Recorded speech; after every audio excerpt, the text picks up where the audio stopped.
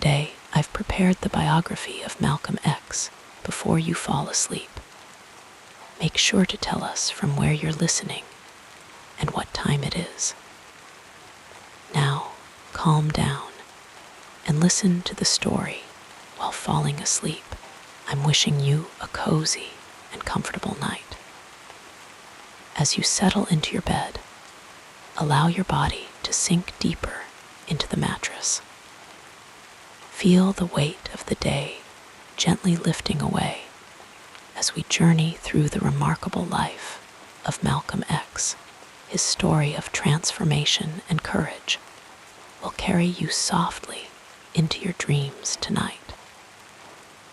The rhythm of my voice will guide you through his journey as your breathing becomes slower and more peaceful. Let the tensions in your shoulders release as we begin this soothing exploration of a man who changed America forever. Your eyelids may feel heavier with each word, and that's perfectly fine. Rest easy, dear listener, as we begin our bedtime biography. In the quiet stillness of Omaha, Nebraska, on a cool spring day in May of 1925, a child was born who would one day transform himself and touch countless lives across America. This child, named Malcolm Little, entered the world in humble circumstances. His first breaths taken in a time when America was deeply divided by the color of one's skin. Let us drift back to those early days, to the gentle beginnings of a life that would later become known as Malcolm X. The little family home was simple, but filled with the warmth of family bonds. Malcolm's father, Earl Little, was a tall, dark-skinned man from Georgia, a Baptist minister whose words would rise and fall from the pulpit like gentle waves upon a shore. Earl was not just a preacher, but also a dedicated organizer for Marcus Garvey's Universal Negro Improvement Association, a movement that encouraged Black people to take pride in their heritage and consider returning to Africa. In those quiet evenings at home, Earl would often speak of dignity and self-reliance, his voice a soothing rumble that filled the small rooms of their house. Malcolm's mother, Louise Little, had skin so light she could almost pass for white, a heritage that came from her father, a white man from Scotland. She had been born in Grenada in the Caribbean and brought with her the gentle lilt of the islands in her voice. Louise was a homemaker who cared for their growing family with steady hands and a warm heart. Though life had not always been kind to her, together, Earl and Louise created a home where their children could feel safe, even as the world outside sometimes threatened that safety with the harsh realities of racism. Malcolm was the fourth of 8 children, surrounded by siblings with whom he shared the simple joys and inevitable sorrows of childhood. There was Wilfred, the oldest brother, quiet and thoughtful, then Hilda with her gentle smile, followed by Filbert, who was close to Malcolm in age. After Malcolm came Reginald, Wesley, Yvonne, and the youngest, Robert. In the evenings, they would gather around their mother as she prepared dinner, the kitchen warm with the scent of baking bread and the soft murmur of children's voices sharing the events of their day. The little family moved several times during Malcolm's early years, seeking a place where they could live in peace. They left Omaha when Malcolm was still an infant, after threats from the Ku Klux Klan made it clear that Earl's outspoken support for black self-determination was not welcome. They settled for a time in Milwaukee, Wisconsin, where the winters brought snow that blanketed the world in hushed white, and then moved to Lansing, Michigan, where Malcolm would spend most of his childhood. In Lansing, the family built a small house on the outskirts of town. It stood on a plot of land where they could grow vegetables in the summer, the rows of green beans and tomatoes stretching toward the sun. Malcolm, a slender boy with reddish-brown hair, would help his father in the garden, his small hands learning to feel the readiness of the soil, to understand the patience required for growing things. In the cool of the evening, fireflies would sometimes rise from the grass like tiny lanterns, and the children would chase them with laughter that floated on the night air. But even in this peaceful setting, the harsh realities of the 1920s and 30s America found them. The Great Depression cast its long shadow over the nation, making life difficult for everyone, but especially for black families who were already marginalized. Money was scarce, and the little family often struggled to make ends meet. Earl would sometimes have to travel for work, leaving Louise to care for the children alone.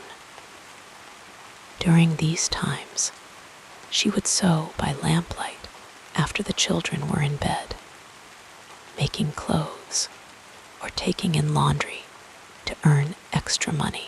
When Malcolm was 6 years old, tragedy struck the family in a way that would alter the course of his life forever. Earl Little's body was found lying across the town's trolley tracks, his head crushed. The official report called it an accident, but the family believed he had been killed by white supremacists who had threatened him before. The peaceful rhythm of family life was shattered, leaving Louise to raise 8 children alone in a time when support for single mothers, especially black women, was virtually non-existent. The loss of Earl Little cast a long shadow over the family. Louise tried to keep the family together, her strength a quiet, enduring thing that sustained them through the darkest days. But the strain was immense, and over time, it began to take its toll. The family's financial situation grew increasingly desperate. Sometimes there was little to eat, and the children would go to bed with empty stomachs, listening to the wind whisper through the cracks in the walls of their increasingly dilapidated home. As the years passed, Louise's mental health began to deteriorate under the weight of her struggles. When Malcolm was 13, she was declared legally insane and committed to the state mental hospital at Kalamazoo. The family was torn apart, the children separated and sent to different foster homes. The bonds that had held them together were stretched thin, but not broken. The love between siblings, a thread that connected them, even when they could not be together. Malcolm was placed with a white foster family, the Gohannas, in a juvenile detention home. Here, he was one of few black students in his school, yet he excelled academically. His quick mind Absorbing knowledge like a sponge takes in water, he was elected class president, his natural charisma and intelligence earning him the respect of his classmates, despite the color of his skin. In these quiet classrooms, with the scratch of pencils on paper and the gentle turning of pages, Malcolm found a temporary refuge from the hardships of his life. But even in this setting, the currents of racism ran deep. The teacher suggested that carpentry would be a more appropriate aspiration for someone like him. This moment, delivered with casual cruelty, was a turning point for young Malcolm. The words fell like stones into the still pond of his ambitions, sending ripples that would eventually grow into waves of disillusionment and anger. After completing 8th grade, Malcolm went to live with his half-sister Ella in Boston. The city was a world away from the rural Michigan of his childhood, with its busy streets and tall buildings that seemed to touch the clouds. Here, in the Roxbury section of Boston, Malcolm began to see a different way of life. He found work as a shoeshine boy, then as a soda fountain clerk, and later as a busboy.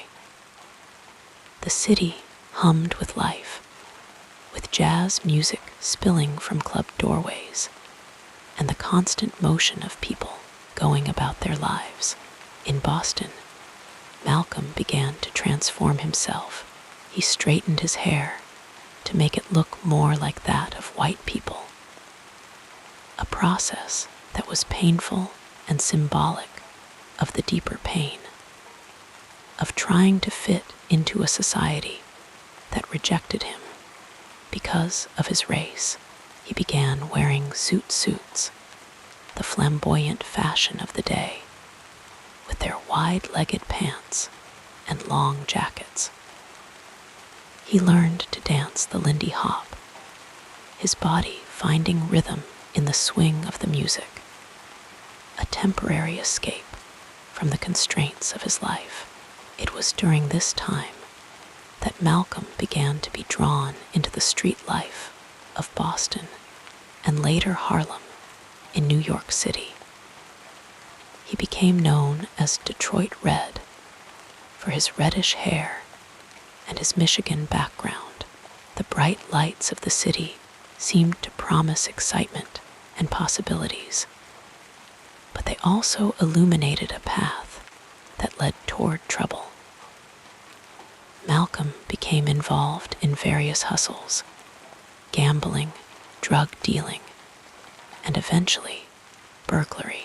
The quiet, studious boy who had once dreamed of becoming a lawyer was now a young man on the edges of society, looking for a place to belong in a world that seemed determined to exclude him. In 1946, at the age of 20, Malcolm was arrested for burglary and sentenced to 10 years in prison. The cell door closing behind him might have seemed like the end of a story, but in many ways, it was just the beginning. The prison walls, cold and confining, would become the unlikely cradle of his rebirth. In the stillness of his prison cell, with only the sound of his own breathing and the distant noises of the prison to keep him company, Malcolm began to read. Books became his companions, his teachers, his window to a world beyond the prison walls. He read voraciously, often by the dim light that filtered through the small window of his cell, straining his eyes, but feeding his hungry mind. History, philosophy, religion. He consumed them all, filling the empty hours with knowledge that transformed his understanding of himself and the world. It was also in prison that Malcolm was introduced to the teachings of Elijah Muhammad and the nation of Islam. His brother Reginald visited him and spoke of a religion that offered dignity and self-respect to black people, that rejected the white man's Christianity as a tool of oppression. At first, Malcolm was skeptical, but as he studied and reflected in the quiet solitude of his cell, he began to see in these teachings a path to understanding the injustices he had experienced throughout his life. Malcolm began to correspond with Elijah Muhammad, his letters traveling from the confines of prison to the leader of the nation of Islam. In these exchanges, Malcolm found a mentor and a spiritual guide. He embraced the nation's teachings, including the belief that white people were devils and that black people needed to separate themselves to achieve true freedom. He also abandoned what he saw as his slave name, Little, and adopted the X that symbolized the unknown African family name that had been lost during slavery. When Malcolm was released from prison in 1952, he was a different man from the one who had entered. The transformation that had begun in the quiet of his cell would continue as he dedicated himself to the nation of Islam, becoming a minister and a national spokesman for the organization. His powerful oratory, honed in the prison debating society, would captivate audiences across America. His journey from Malcolm Little to Detroit Red to Malcolm X was a testament to the capacity for change that lies within each of us, a reminder that our early experiences shape but do not define us. As we reflect on Malcolm X's early life, we can see the seeds of the man he would become in the child he once was. The love of learning that blossomed in prison had its roots in the bright student who excelled in school despite the hardships of his life. The passion for justice that defined his later years was born in the boy who watched his family suffer from racism and poverty. The resilience that carried him through prison and beyond was nurtured in the child who endured the loss of his father and the disintegration of his family. In the gentle unfolding of a life, each moment flows into the next like a river finding its way to the sea. Malcolm's journey from the simple house in Lansing to the streets of Boston and Harlem, to the prison cell where he found a new path, reminds us of the complex interplay of circumstance and choice that shapes all our lives. As we drift toward sleep, we might carry with us the image of a young boy with reddish-brown hair, helping his father in the garden, unaware of the remarkable journey that lay ahead of him. A journey that would take him from Malcolm Little to Malcolm X, from obscurity to a place in history. Let us drift further into the story as we explore the next part of this fascinating journey. In the quiet moments before sleep, let us journey together through the ancestral tapestry of a man whose life would become an enduring chapter in American history. Malcolm X's family story begins not with him, but flows backward through generations, like a gentle stream winding through time, carrying the memories and experiences that would one day shape his consciousness. Malcolm's father, Earl Little, was born in Reynolds, Georgia, in the warm southern landscape where magnolia trees spread their fragrant blossoms and cicadas hummed their evening songs. Earl was a tall man with a determined spirit, the son of parents who had themselves been born into slavery. The stories of bondage and resilience were not distant history for Earl, but living memories shared by his parents and grandparents around evening fires. Tales that settled into his young mind like seeds waiting to bloom. Earl Little grew to become a Baptist minister, his voice rising and falling with the cadences of Southern preaching, a tradition that would later echo in his son's powerful oratory. But Earl was more than a preacher. He was also an organizer for Marcus Garvey's Universal Negro Improvement Association, carrying with him the dream of black self-determination and pride that would one day find new expression in his son's voice. Malcolm's mother, Louise Norton Little, brought a different thread to the family tapestry. Born in Grenada in the Caribbean, where azure waters lapped against shores lined with palm trees, Louise carried in her blood the heritage of the islands. Her mother was a woman of mixed ancestry, with roots reaching back to Scotland, while her father was a man of African descent.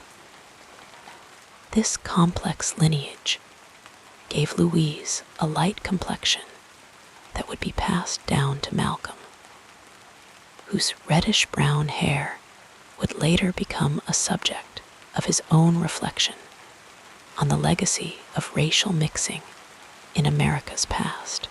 Louise was a woman of education and dignity, speaking multiple languages, and bringing to her family a sense of pride and possibility.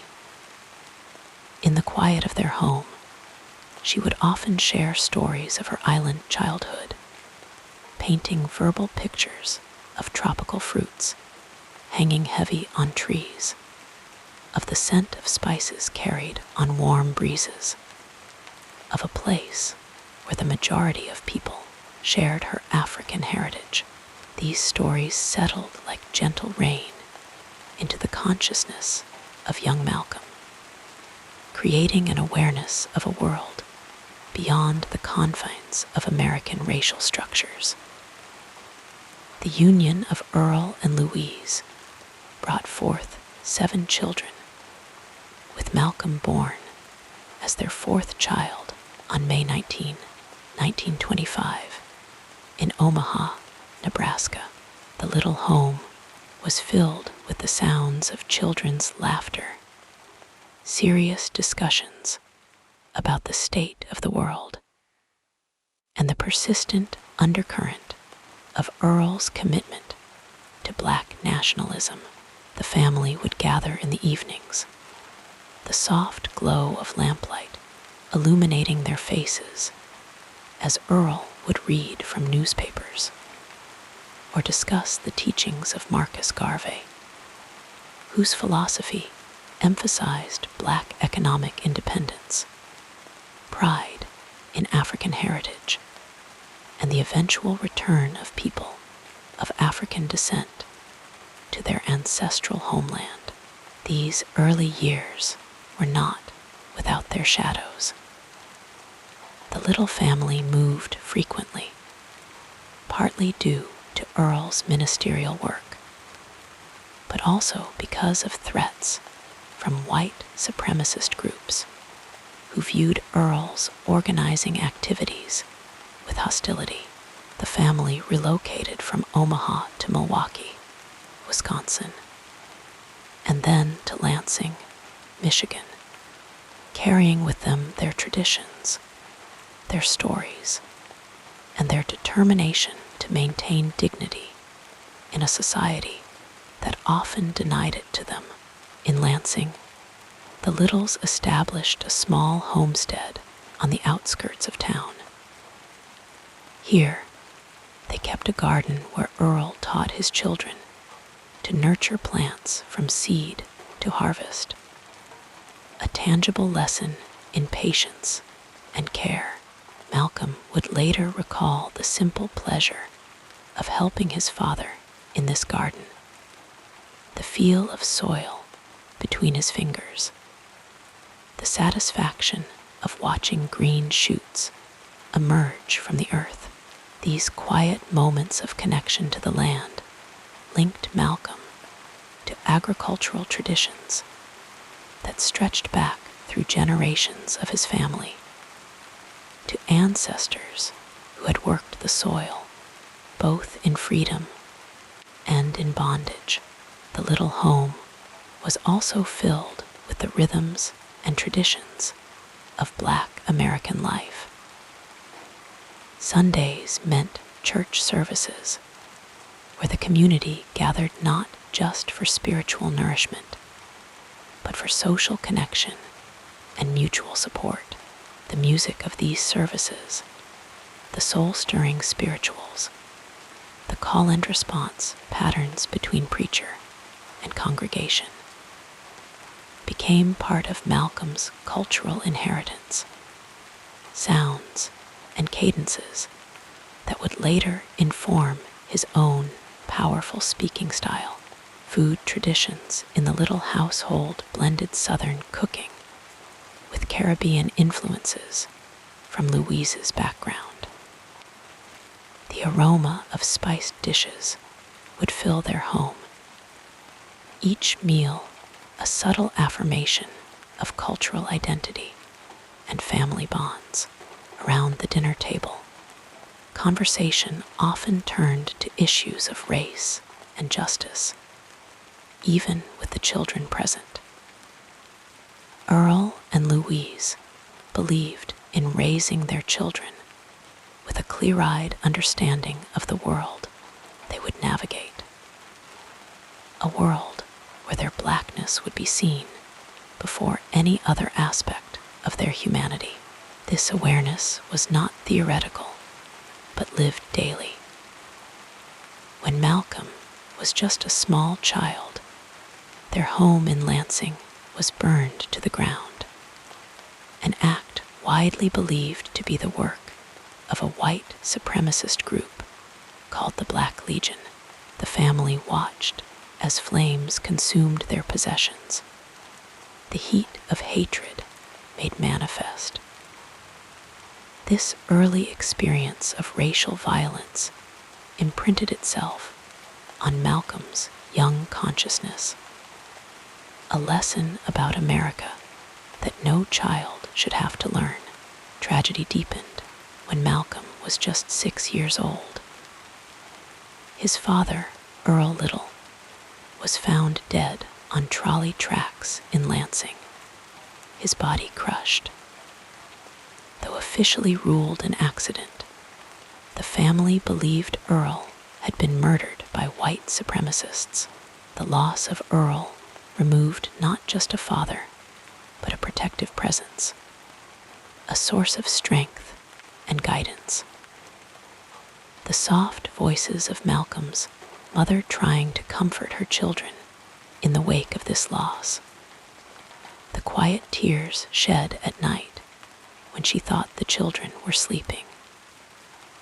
These became part of the emotional landscape of Malcolm's childhood. After Earl's death, Louise struggled to keep the family together. The gentle rhythm of their days was disrupted by financial hardship. Louise took in laundry, the sound of her iron pressing against cloth, a constant backdrop to their lives. She grew vegetables in their garden, preserving food for winter months when fresh produce was scarce and expensive. These efforts to sustain her family were acts of quiet heroism, demonstrations of a mother's love and determination that Malcolm would carry with him always. But the strain proved too great. When Malcolm was 13, Louise suffered a breakdown and was institutionalized. The family unit that had been the center of Malcolm's world dissolved, with the children placed in different foster homes and with relatives. The separation from his mother and siblings created a wound that would never fully heal, a sense of loss and displacement that would color his adolescent years. Throughout these difficult times, stories remained a connection to family identity. Malcolm and his siblings would share memories during their occasional reunions, recollections of their father's deep voice as he read to them in the evenings, of their mother's gentle hands braiding hair or preparing meals, of family traditions that had once structured their days. These stories became a way of preserving family bonds across physical separation, of maintaining a sense of who they were and where they had come from. The cultural heritage that had been nurtured in the little household continued to influence Malcolm even as he moved through foster care and eventually to Boston to live with his half-sister Ella. The values of self-reliance, education, and racial pride that his parents had instilled remained, even as the outer circumstances of his life changed dramatically when he later adopted the X to replace the surname Little, which he considered a slave name imposed by white slave owners.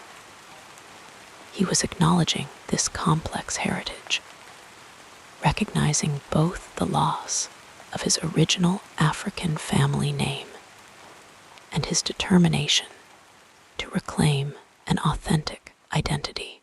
Malcolm's journey would take him far from the simple home in Lansing where he had once helped his father in the garden.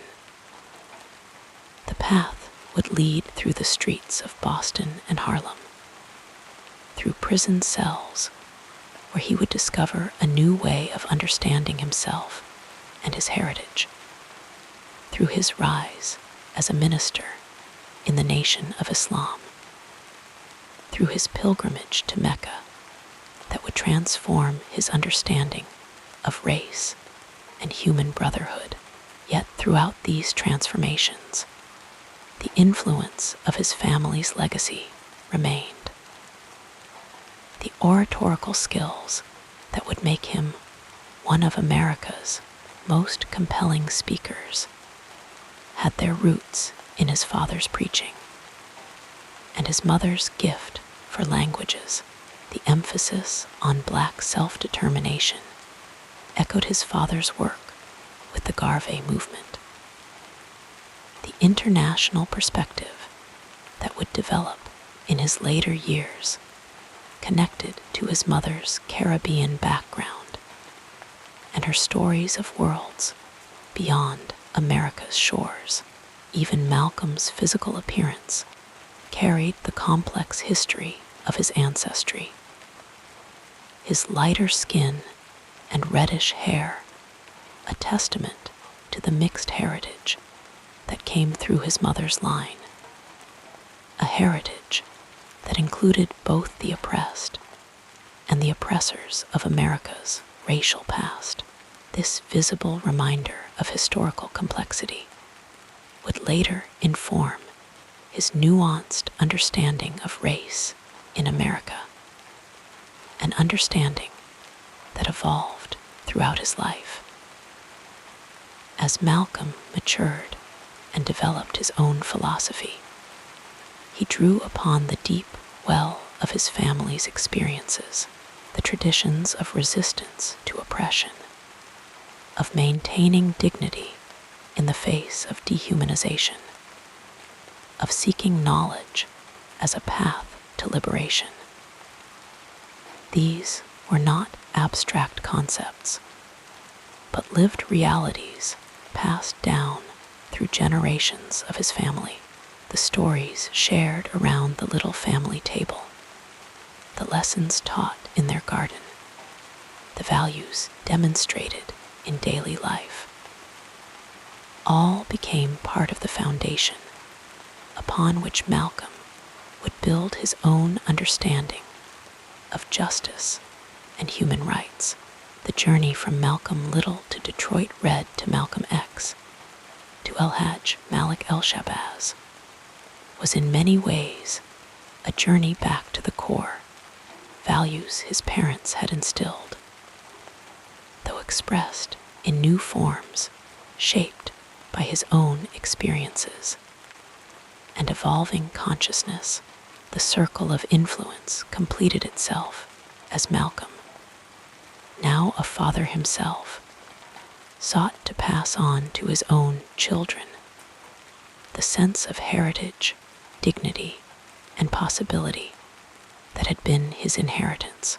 As we drift toward sleep, we might imagine young Malcolm sitting at his mother's knee, listening to stories of her Caribbean childhood, or walking with his father through their garden, learning the names of plants and how to care for growing things.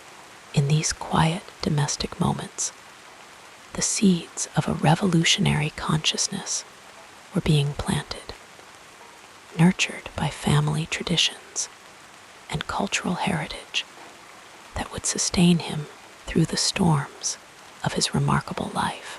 The gentle flow of generations, each contributing to the next, continues like a river moving toward the sea, carrying with it the stories, the struggles, and the dreams that shape our human journey. The peaceful narrative of this life continues as we turn our attention to what happened next. In the gentle light of early 20th century America, young Malcolm Little opened his eyes to a world both beautiful and harsh. The landscape of his childhood unfolded across several Midwestern towns, each leaving its impression on the growing boy, who would one day become known as Malcolm X. Let us settle in and journey back to those formative spaces, feeling the textures and rhythms that shaped his earliest days. Malcolm was born in Omaha, Nebraska, in 1925, where the wide prairie sky stretched above modest wooden homes clustered together in neighborhoods defined by the invisible but powerful lines of racial segregation. The little family's home was simple, but filled with the warmth of family life.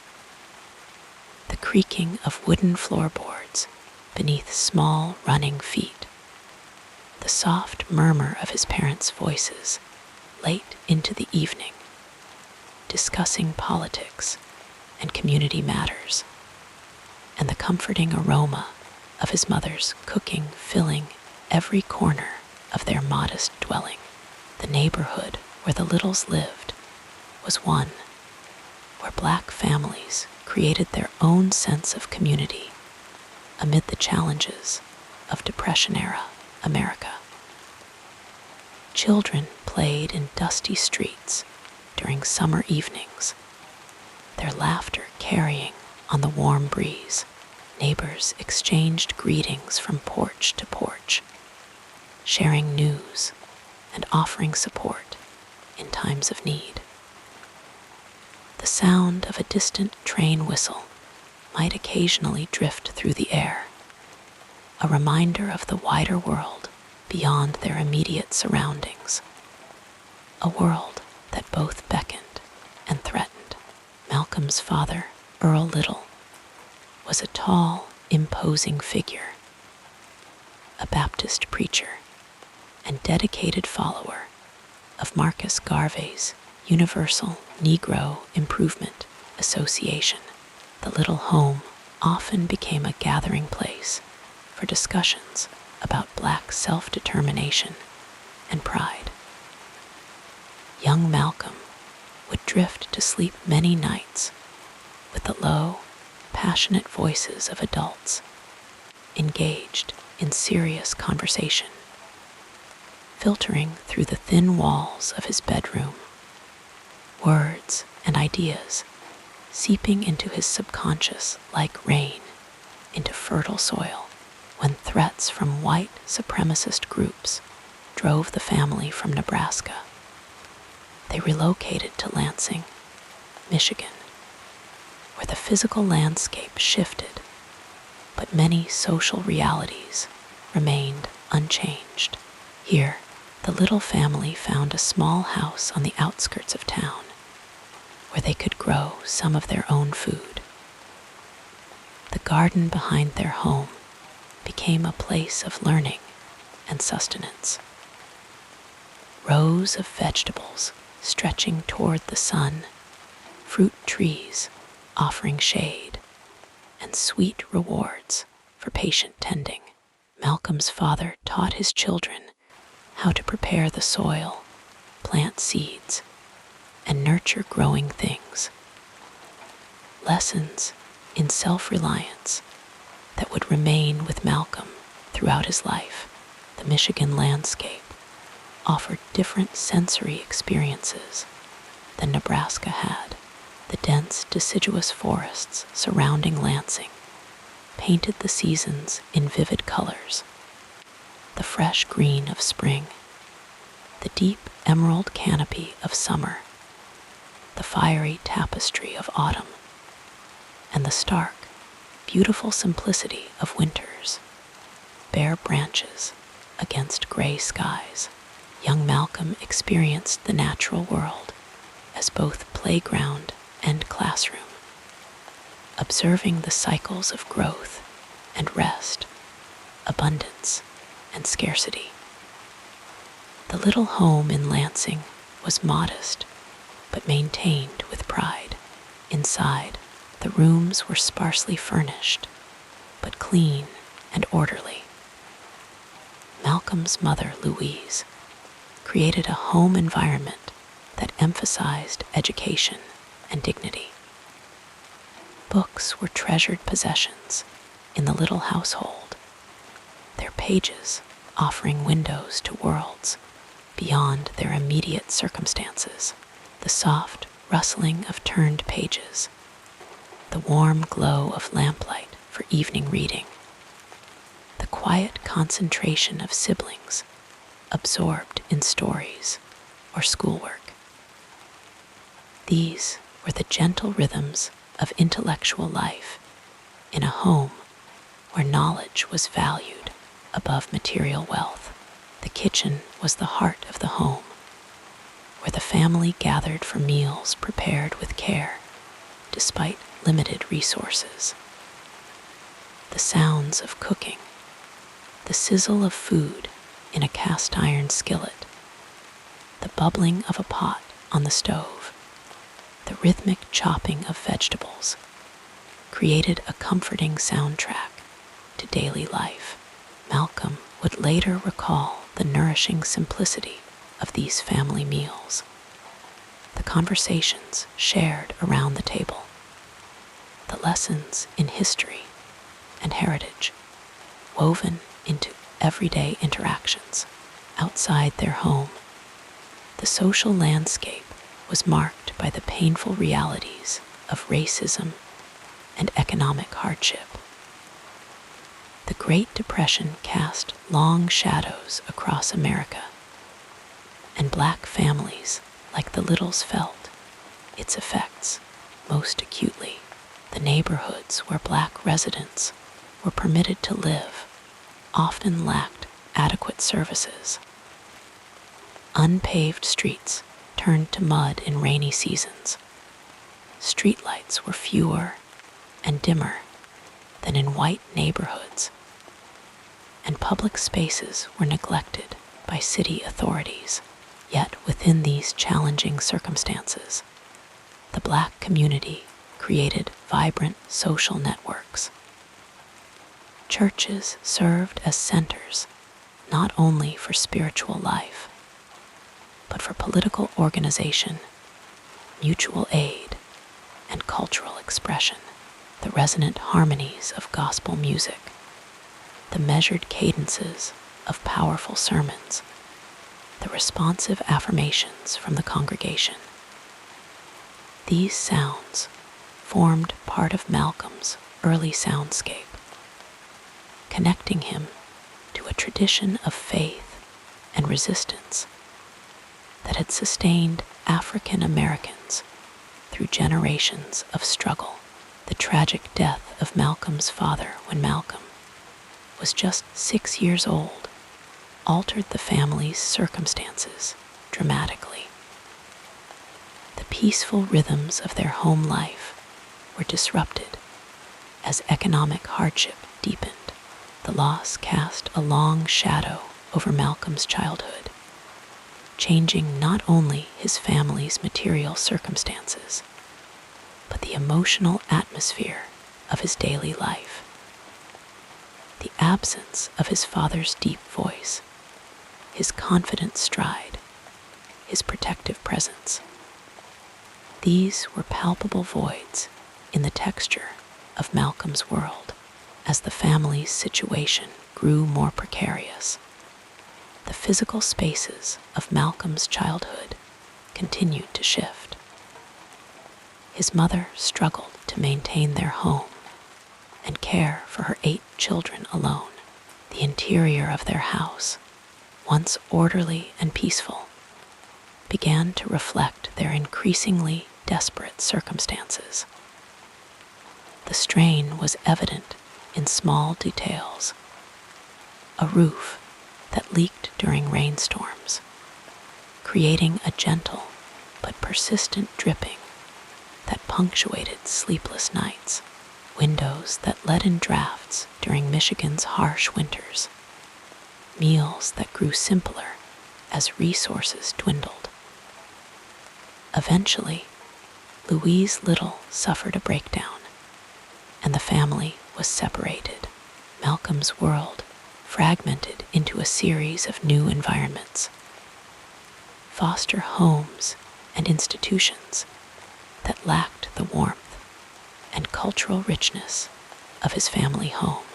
The physical spaces of these years were often cold and institutional, polished floors that echoed with footsteps, bare walls painted in neutral colors, shared spaces that offered little privacy or comfort. The sensory landscape became one of restraint rather than expression, of rules rather than nurturing guidance. In one foster home, Malcolm lived with a white family in a predominantly white neighborhood, experiencing for the first time the strange sensation of being the only Black person in his immediate environment. The streets here were wider, the homes more spacious, the public services more reliable than in the Black neighborhoods he had known. This physical contrast made visible the inequities of American society, a lesson Malcolm absorbed through daily observation rather than explicit teaching. The schoolhouse where Malcolm received his early education was a place of both opportunity and limitation.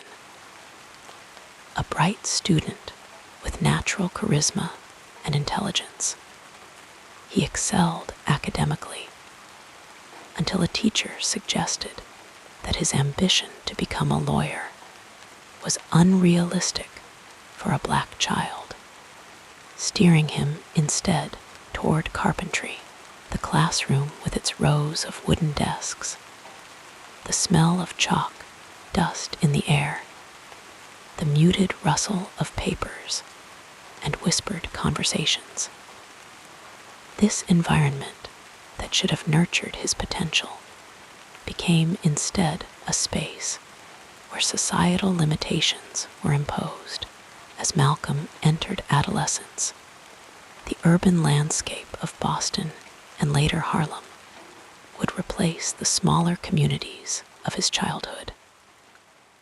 But those early environments, the garden where his father taught self-sufficiency, the kitchen table where his mother shared stories of her West Indian heritage, the churches where community gathered in solidarity and faith, had already made their indelible impressions.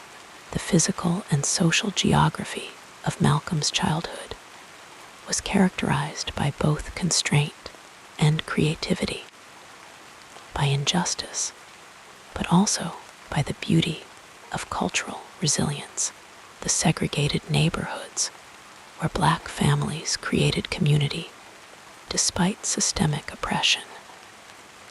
The natural world that offered lessons in patience and renewal.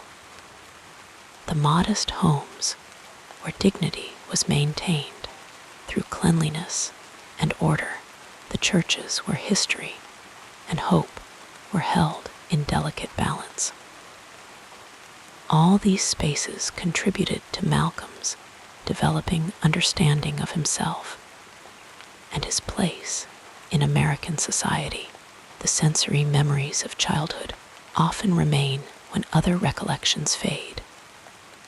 The particular quality of light filtering through curtains in a childhood bedroom, the texture of a parent's hand, the aroma of foods that signify home and belonging.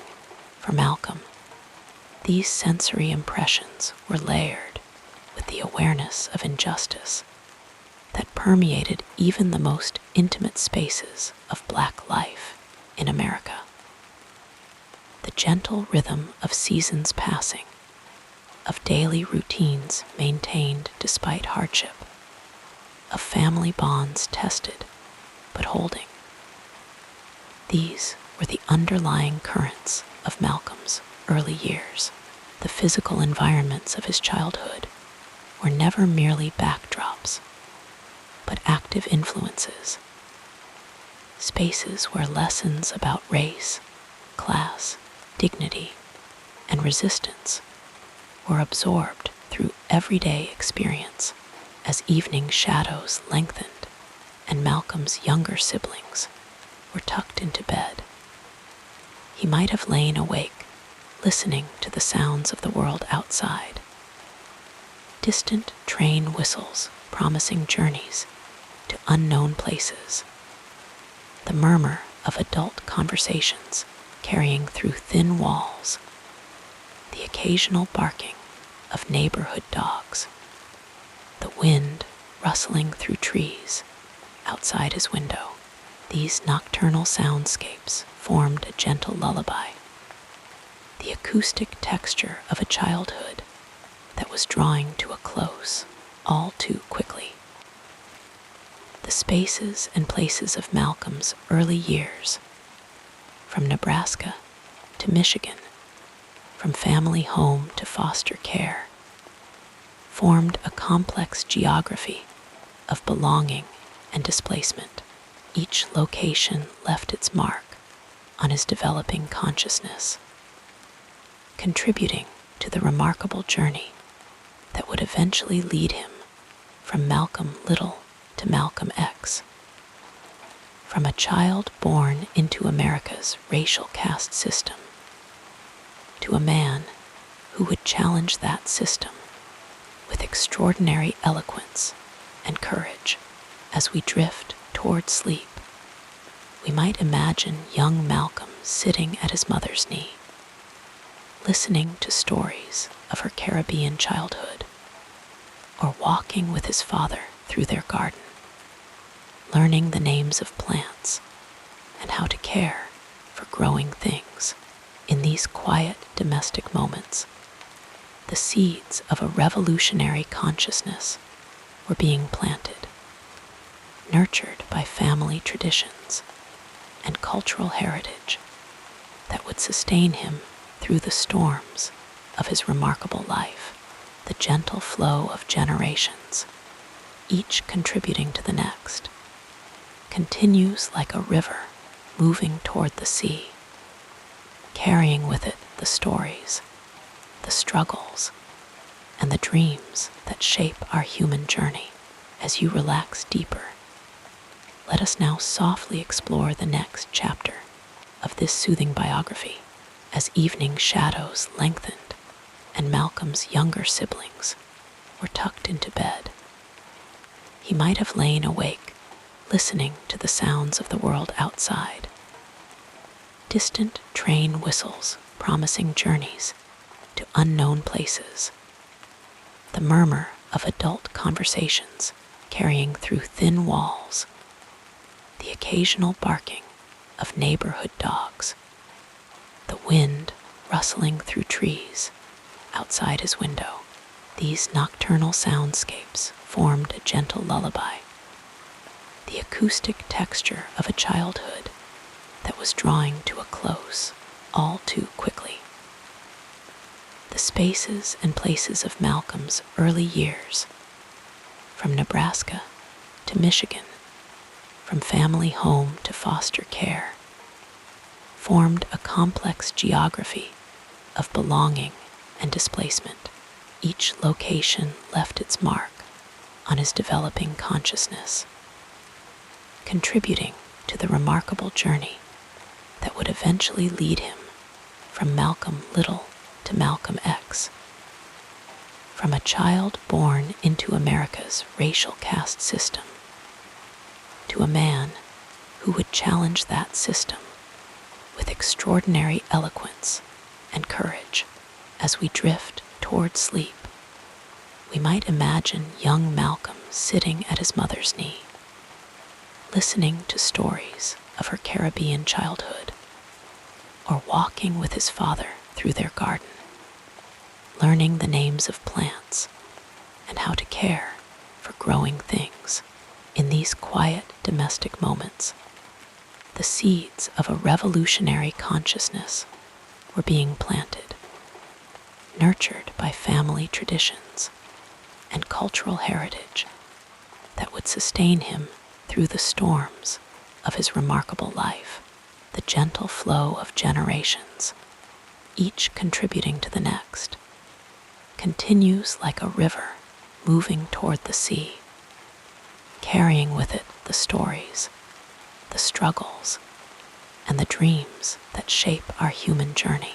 Malcolm's formal education began in pleasant schoolrooms where sunlight filtered through tall windows, casting golden rectangles across wooden floors worn smooth by generations of children. His early academic experiences were marked by a natural brightness that his teachers recognized. In those early school days, he would raise his hand eagerly, his mind quick to grasp new concepts, his voice clear when called upon to read aloud. The chalk dust dancing in shafts of afternoon light might have reminded him of the flour that dusted his mother's hands as she baked bread, connecting the world of learning to the world of home. In the 8th grade, a pivotal conversation would shape Malcolm's understanding of himself and his place in the world. His English teacher, a man named Mr. Ostrowski, whom Malcolm respected, asked about his career aspirations. When Malcolm shared his dream of becoming a lawyer, the teacher suggested that carpentry might be more realistic for a young black man. This gentle redirection delivered without malice, but laden with the weight of societal expectations, settled around Malcolm's shoulders like a heavy cloak. The classroom that had once felt like a sanctuary of possibility now seemed confined by invisible barriers. The soft disappointment of this moment lingered like the scent of rain on summer soil, seeping into Malcolm's consciousness. Yet, within this disappointment lay the seeds of a deeper questioning that would later flourish into intellectual rebellion. The classroom windows that had once framed his view of a boundless future now revealed the limitations imposed by a society structured around racial hierarchy.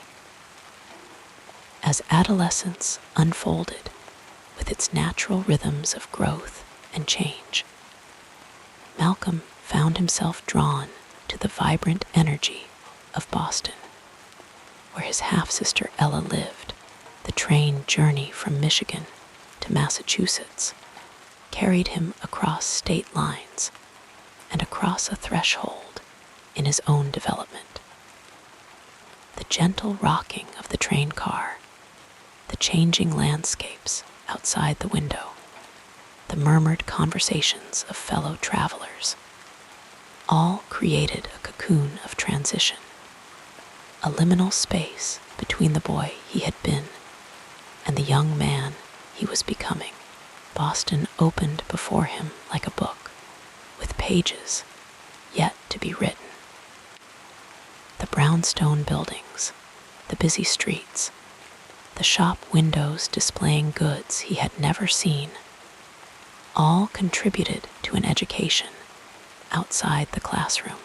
Here, he observed the social stratifications within Black communities, the distinctions between those who straightened their hair and adopted the mannerisms of white society and those who maintained different cultural expressions.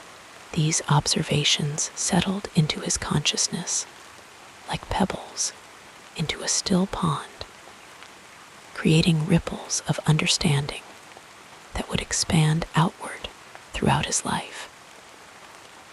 The nightlife of Boston and later Harlem became another classroom for Malcolm. In the soft glow of street lamps, amid the melodic strains of jazz flowing from club doorways, he encountered a world of complex social codes and survival strategies. He learned to dance the Lindy Hop, his body finding rhythm with music that seemed to pulse with the very heartbeat of Black America. The dance floors where he spent his evenings became spaces of cultural education, where movement and music conveyed histories and emotions that textbooks could never capture. During this period, Malcolm worked various jobs: as a soda fountain clerk, a shoe shiner, a railroad dining car worker. Each position offered its own curriculum in human nature, serving travelers on the railroad between Boston and New York. He observed the casual entitlement of wealthy white passengers, the subtle hierarchies among the staff, the changing landscapes outside the train windows. The gentle sway of the dining car became a backdrop to these lessons in social observation. The rhythm of the rails, a metronome marking time as his understanding deepened. The path that led Malcolm to prison was paved with small decisions, each one seeming inconsequential in the moment, but accumulating like snowflakes that eventually form a drift. His involvement in hustling, gambling, and drug dealing emerged not from inherent criminality, but from the limited options available to a young black man whose early dreams had been redirected. The prison sentence that might have represented an ending instead became a beginning, the start of an intensive period of self-education that would transform him completely. Norfolk Prison Colony in Massachusetts housed a remarkable library, its shelves lined with books that beckoned like silent mentors. In the hushed atmosphere, with sunlight filtering through barred windows, Malcolm discovered authors whose words resonated with his experiences and expanded his understanding. The gentle turning of pages became a ritual of transformation, each book a stepping stone across the river of his confinement toward the shore of intellectual freedom. His brother Reginald's visits brought news of the Nation of Islam and the teachings of Elijah Muhammad. These ideas fell upon the fertile soil of Malcolm's seeking mind through correspondence courses and independent reading. He began to develop a systematic understanding of history, philosophy, and religion. The prison's debate team provided a forum where he could test his growing abilities in rhetoric and logical argumentation. In these structured exchanges, his natural eloquence began to emerge, flowing like a stream that has found its proper channel. Malcolm's prison cell became a monk's chamber of intensive study. By the light of a small lamp, he would read late into the night, sometimes copying entire dictionary pages to improve his vocabulary and penmanship.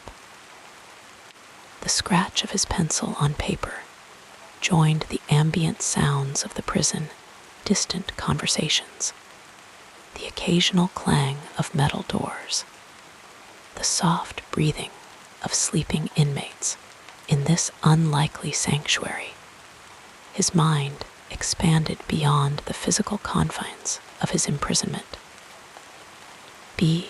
Du Bois introduced him to concepts of Pan-Africanism and the global dimensions of racial struggle. The writings of Carter G. Woodson revealed how educational systems perpetuated racial hierarchies. Through these authors and others, Malcolm began to place his personal experiences within broader historical and sociological frameworks. Knowledge accumulated like gentle rainfall, nourishing the roots of his developing consciousness. Upon his release from prison in 1952, Malcolm emerged transformed. The Nation of Islam provided not only a spiritual home, but also a continuing educational structure. Under the mentorship of Elijah Muhammad, he developed his skills as an orator and organizer.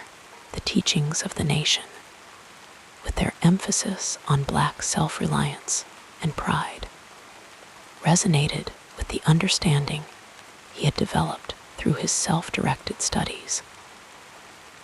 As a minister for the Nation of Islam, Malcolm's intellectual development continued through the practical education of leadership, standing before congregations in temples across the country. He learned to gauge the mood of an audience, to modulate his voice to convey both passion and authority, to structure arguments that would resonate with listeners' experiences. Each speech became a lesson in communication, each conversation with followers an opportunity to refine his understanding of their needs and aspirations. The gentle art of listening, often overlooked in discussions of intellectual development, was one that Malcolm cultivated with care in barber shops and diners, on street corners, and in private homes. He heard the stories of ordinary Black Americans. These narratives, shared over cups of coffee or amid the rhythmic snipping of scissors, provided insights no textbook could offer. The collective wisdom of communities, passed through conversation like a treasured heirloom, enriched his understanding of the varied textures of Black life in America. Malcolm's voracious reading continued throughout his adult life. His personal library grew to include works on international politics, colonial history, comparative religion, and social theory. Each book added another layer to his intellectual framework, another perspective from which to view the challenges facing Black Americans and oppressed peoples worldwide. The quiet hours he spent with these texts provided a counterbalance to his public life of speeches and organizing. His travels abroad, particularly to Africa and the Middle East in 1964, represented another phase in his education, walking through the ancient streets of Cairo, conversing with scholars at Al-Azhar University, meeting with African heads of state. These experiences expanded his understanding of Islam beyond the nation's teachings and deepened his commitment to connecting African American struggles with global movements for liberation.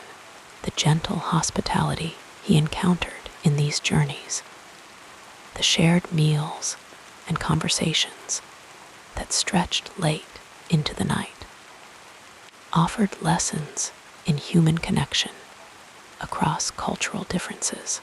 The Hajj to Mecca marked a profound turning point in Malcolm's spiritual and intellectual journey.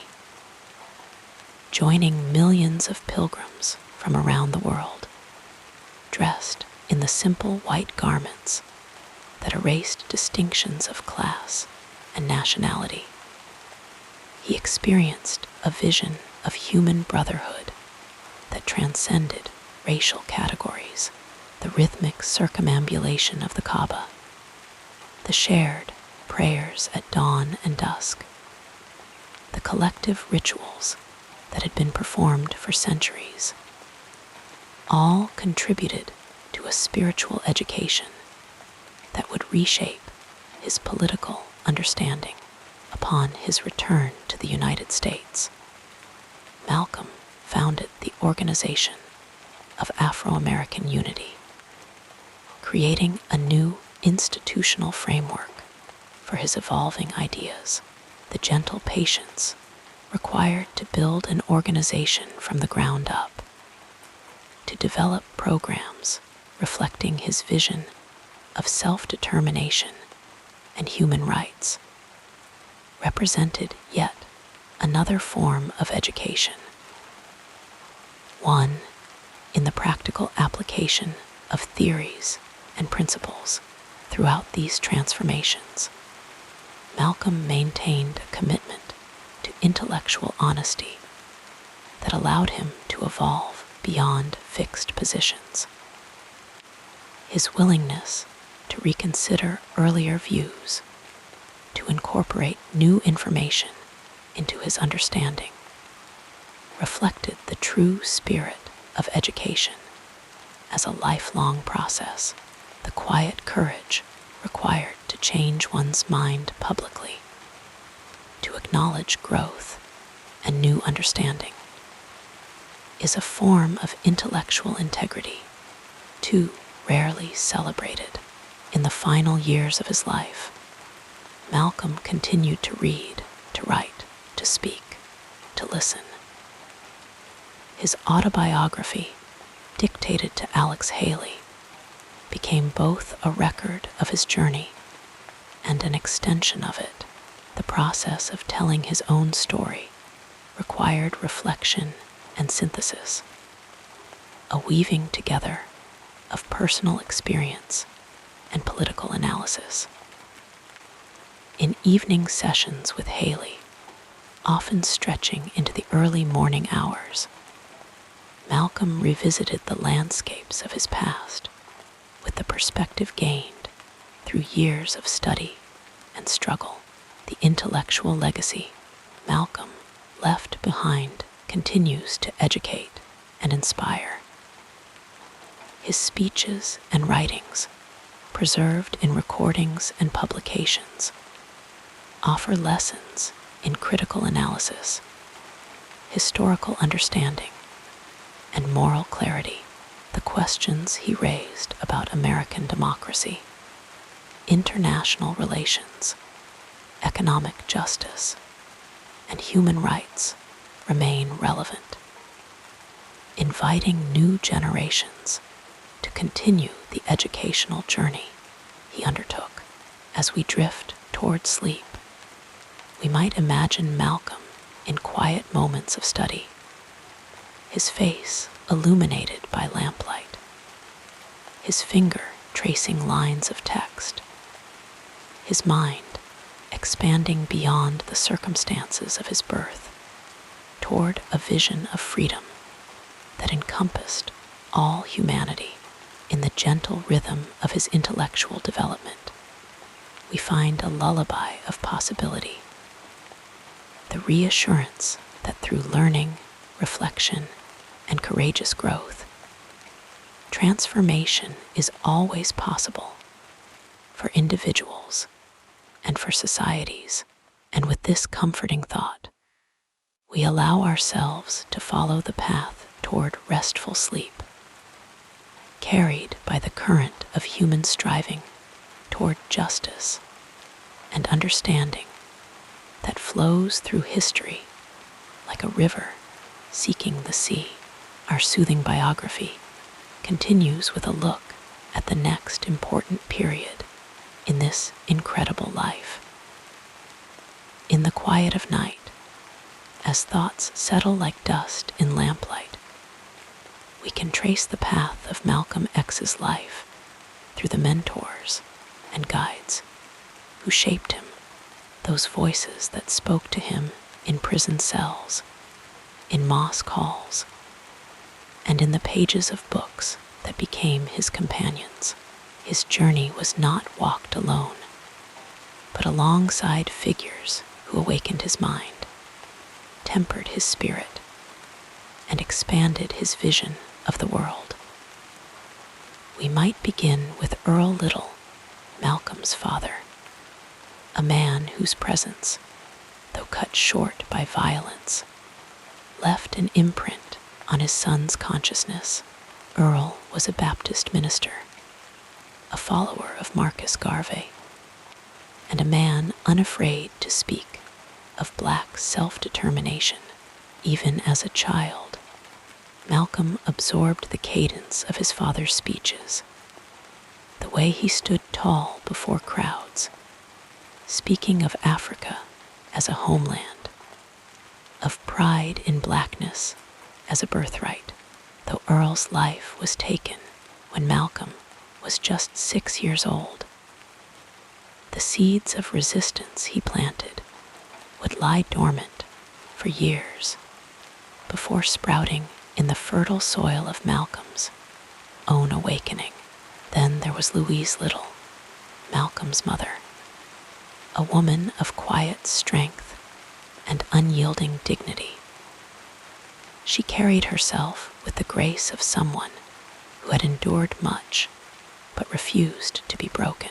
She taught her children the importance of discipline, the value of education, and the necessity of self-respect.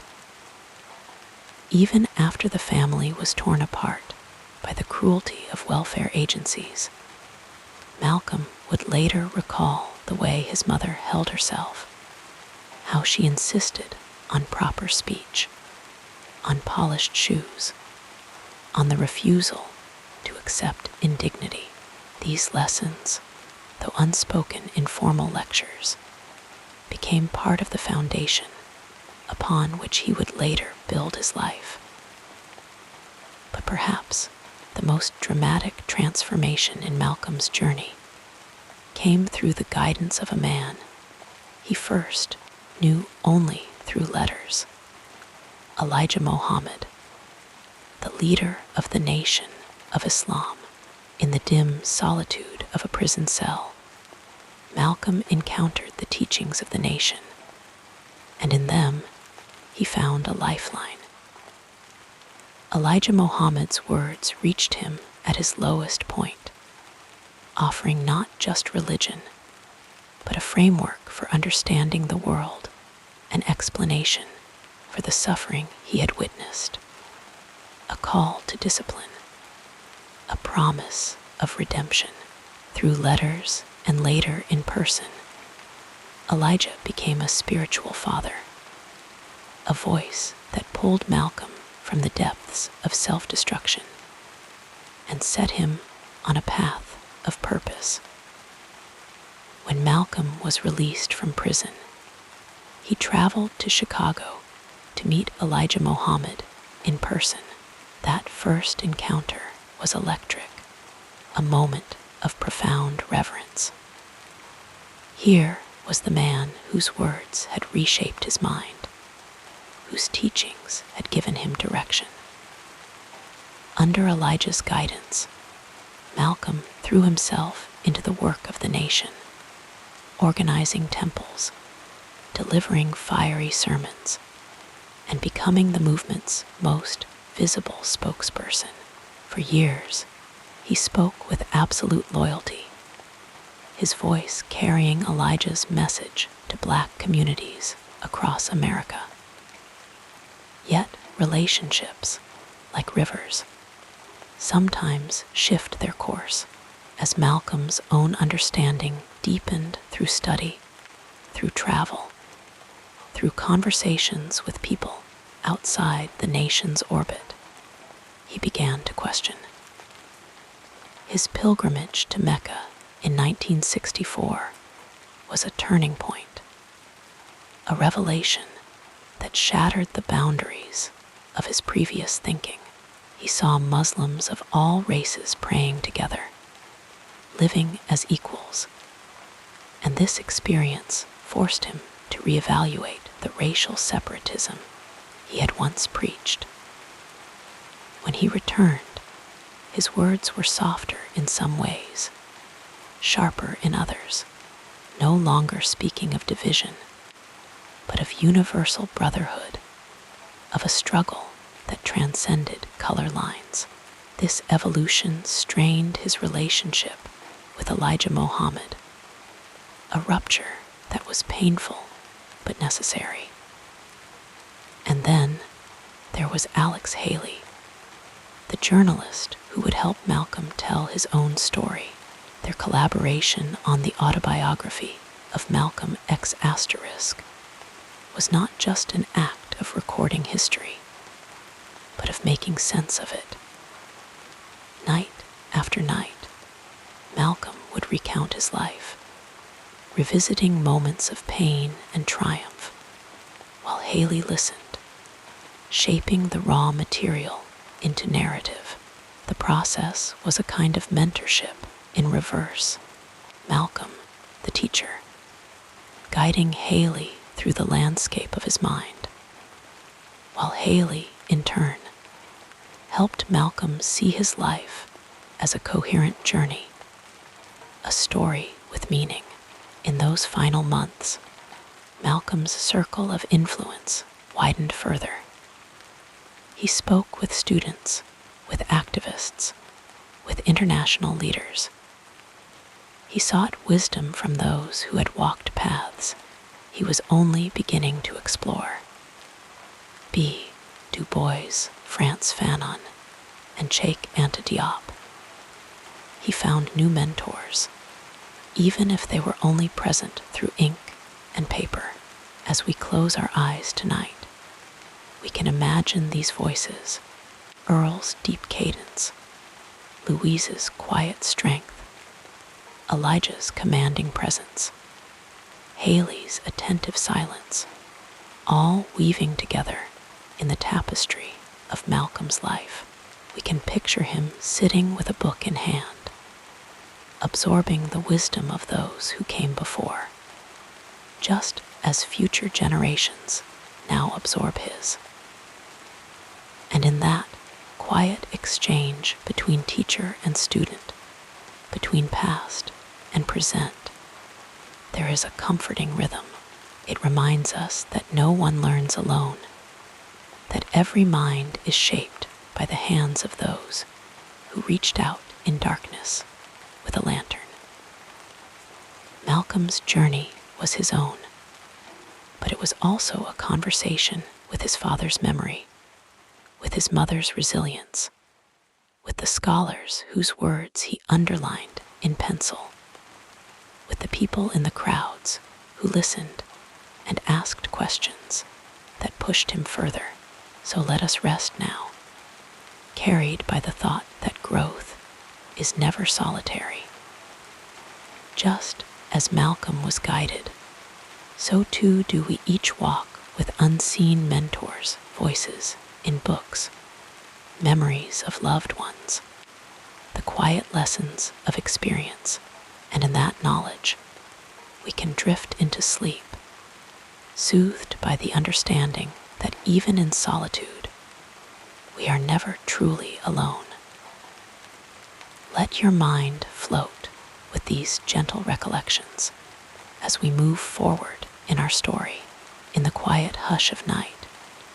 When the world slows and thoughts soften, we can drift back to the early days of Malcolm's journey, before the speeches that echoed through auditoriums, before the name Malcolm X became a beacon for millions. It was a time of small steps, of tentative beginnings, where the foundation of his future was laid brick by brick in the unlikeliest of places. After leaving the structured life of school, Malcolm found himself adrift in the bustling streets of Boston and later New York, where the rhythm of the city pulsed with both possibility and peril. He took odd jobs, shining shoes at the Roseland Ballroom, washing dishes in smoky nightclubs, working as a porter on the railroads, each task a humble thread in the tapestry of his early years. The trains, in particular, became his classroom as they rattled across the country. He watched the landscapes change, and more importantly, he listened. The porters and dining car waiters, many of them older black men who had seen the weight of the world, shared stories of struggle and survival in low, knowing tones. Their words were lessons in disguise, teaching him about the unspoken hierarchies of race and labor, about the quiet resilience required to navigate them.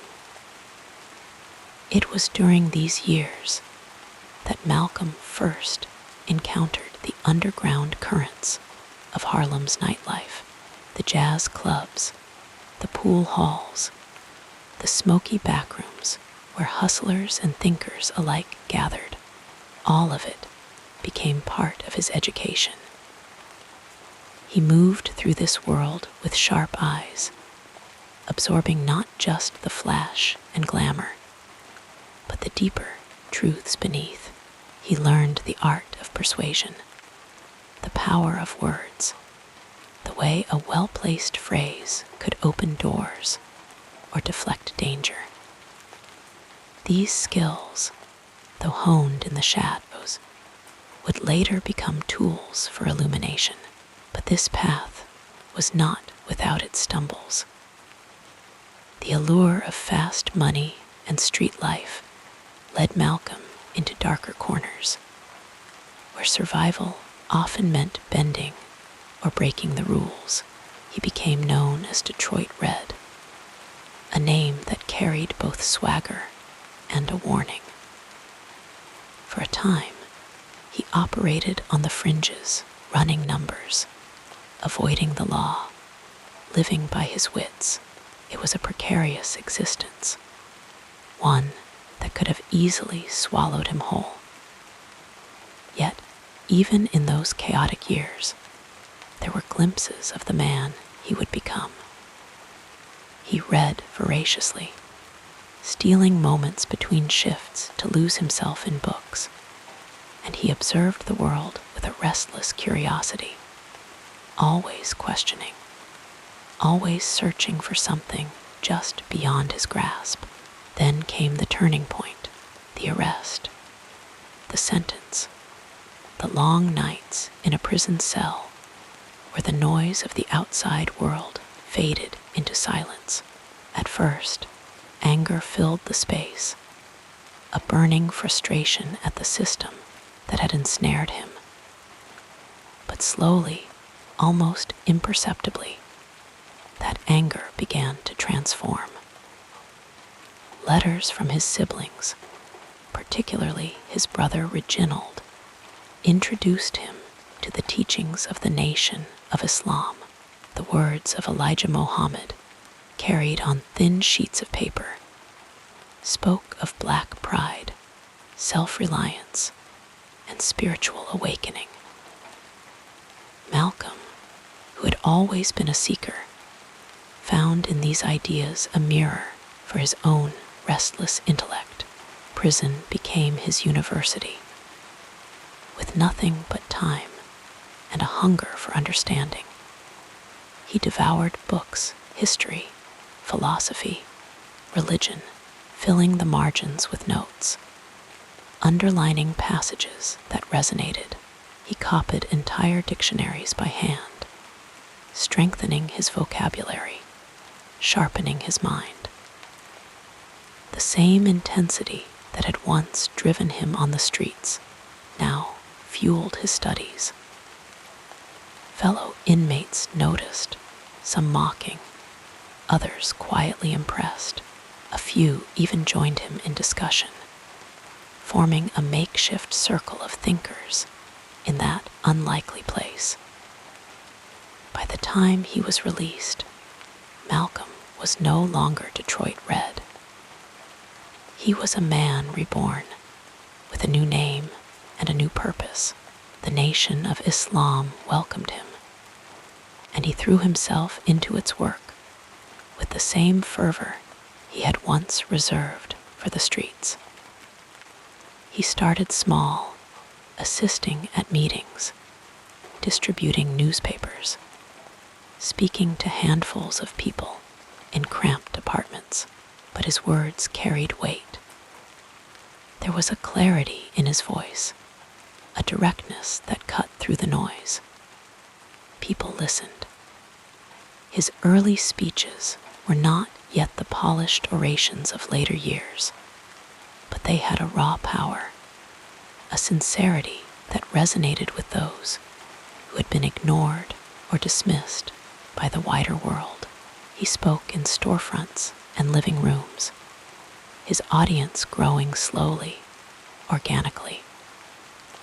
The challenges were many: skepticism from outsiders, tension with rival groups, the ever-present scrutiny of authorities who viewed his message as dangerous. But Malcolm persisted, refining his ideas, learning from each encounter. The historical backdrop of this time was one of simmering change. The 1950s were giving way to the turbulent 60s, and the civil rights movement was gaining momentum. Malcolm's voice emerged as a counterpoint to the mainstream narrative, unflinching in its critique of systemic injustice. He did not shy away from difficult truths, yet his message was not one of despair, but of empowerment. He urged Black Americans to see their own worth, to educate themselves, to build their own institutions. In those early days, he worked closely with other dedicated members of the nation, people like Minister Louis X, who would later become Louis Farrakhan, and Sister Betty, whom he would eventually marry. Together, they built mosques, organized community programs, and laid the groundwork for a movement. It was slow, often thankless work, but Malcolm approached it with a quiet determination. He knew that real change did not happen overnight, that it grew from countless small acts of courage and conviction. And so, as we let our thoughts drift on these memories, we can picture Malcolm in those formative years, standing before a modest crowd, his voice steady, his eyes alight with the fire of someone who has found his calling. The path ahead was uncertain, filled with trials and triumphs he could not yet foresee. But in that moment, he was exactly where he needed to be, taking the first steps toward a legacy that would far outlast him. And as we settle deeper into rest, we can take comfort in the knowledge that every great journey begins with such small, quiet moments, that even the most towering figures once stood where we stand now, uncertain but undeterred, guided by the faint glow of a distant light. Sleep wraps around us like a gentle tide, and we float on the reassurance that growth, however slow, is always possible. Drifting like clouds across the evening sky, we now move to the next part of this calming life story. As Malcolm's journey unfolded, his influence grew like a quiet river gaining strength, carving its path through history with persistence and purpose. His early days as a minister for the Nation of Islam were just the beginning, the foundation upon which he would build a lifetime of advocacy, education, and empowerment for Black communities. His voice, once confined to modest gatherings in dimly lit halls, soon reached thousands, then millions. His words, carrying the weight of lived experience, sharp intellect, and unshakable conviction. One of his most profound contributions was his ability to articulate the struggles of Black Americans with a clarity that resonated deeply. He spoke not in abstract theories, but in the language of the streets, the prisons, the tenements, places he had known intimately. His speeches were like sermons, rhythmic and compelling, weaving together history, religion, and social critique. He would stand before crowds, his tall frame commanding attention, his words precise and deliberate, each syllable carrying the force of truth. He didn't just speak to his audience, he spoke for them, giving voice to the anger, the frustration, and the hope that so many carried in silence. Beyond his oratory, Malcolm was a tireless organizer. He understood that speeches alone could not dismantle systemic oppression, so he worked to build institutions. Under his leadership, mosques expanded, their influence stretching from Detroit to Harlem to Los Angeles. These were not just places of worship, but community centers, spaces where people could find food, education, and a sense of belonging. He established schools, recognizing early that true liberation required knowledge. The children of the movement were taught not just reading and arithmetic, but Black history, economics, and self-respect. He believed that education was the first step toward independence, and he poured his energy into ensuring that young minds were nurtured with pride and purpose. His method was always rooted in self-sufficiency. He encouraged Black entrepreneurs, supported Black-owned businesses, and preached economic independence as a form of resistance. He walked through Harlem streets, pointing out the shops owned by outsiders, urging his listeners to reclaim their neighborhoods, not through violence, but through discipline, unity, and collective effort. His vision was one of empowerment from within, a philosophy that inspired countless individuals to take ownership of their lives in ways they had never imagined possible. Yet, Malcolm's greatest evolution came after his pilgrimage to Mecca in 1964. The journey transformed him, softening some of his earlier views while deepening his commitment to justice.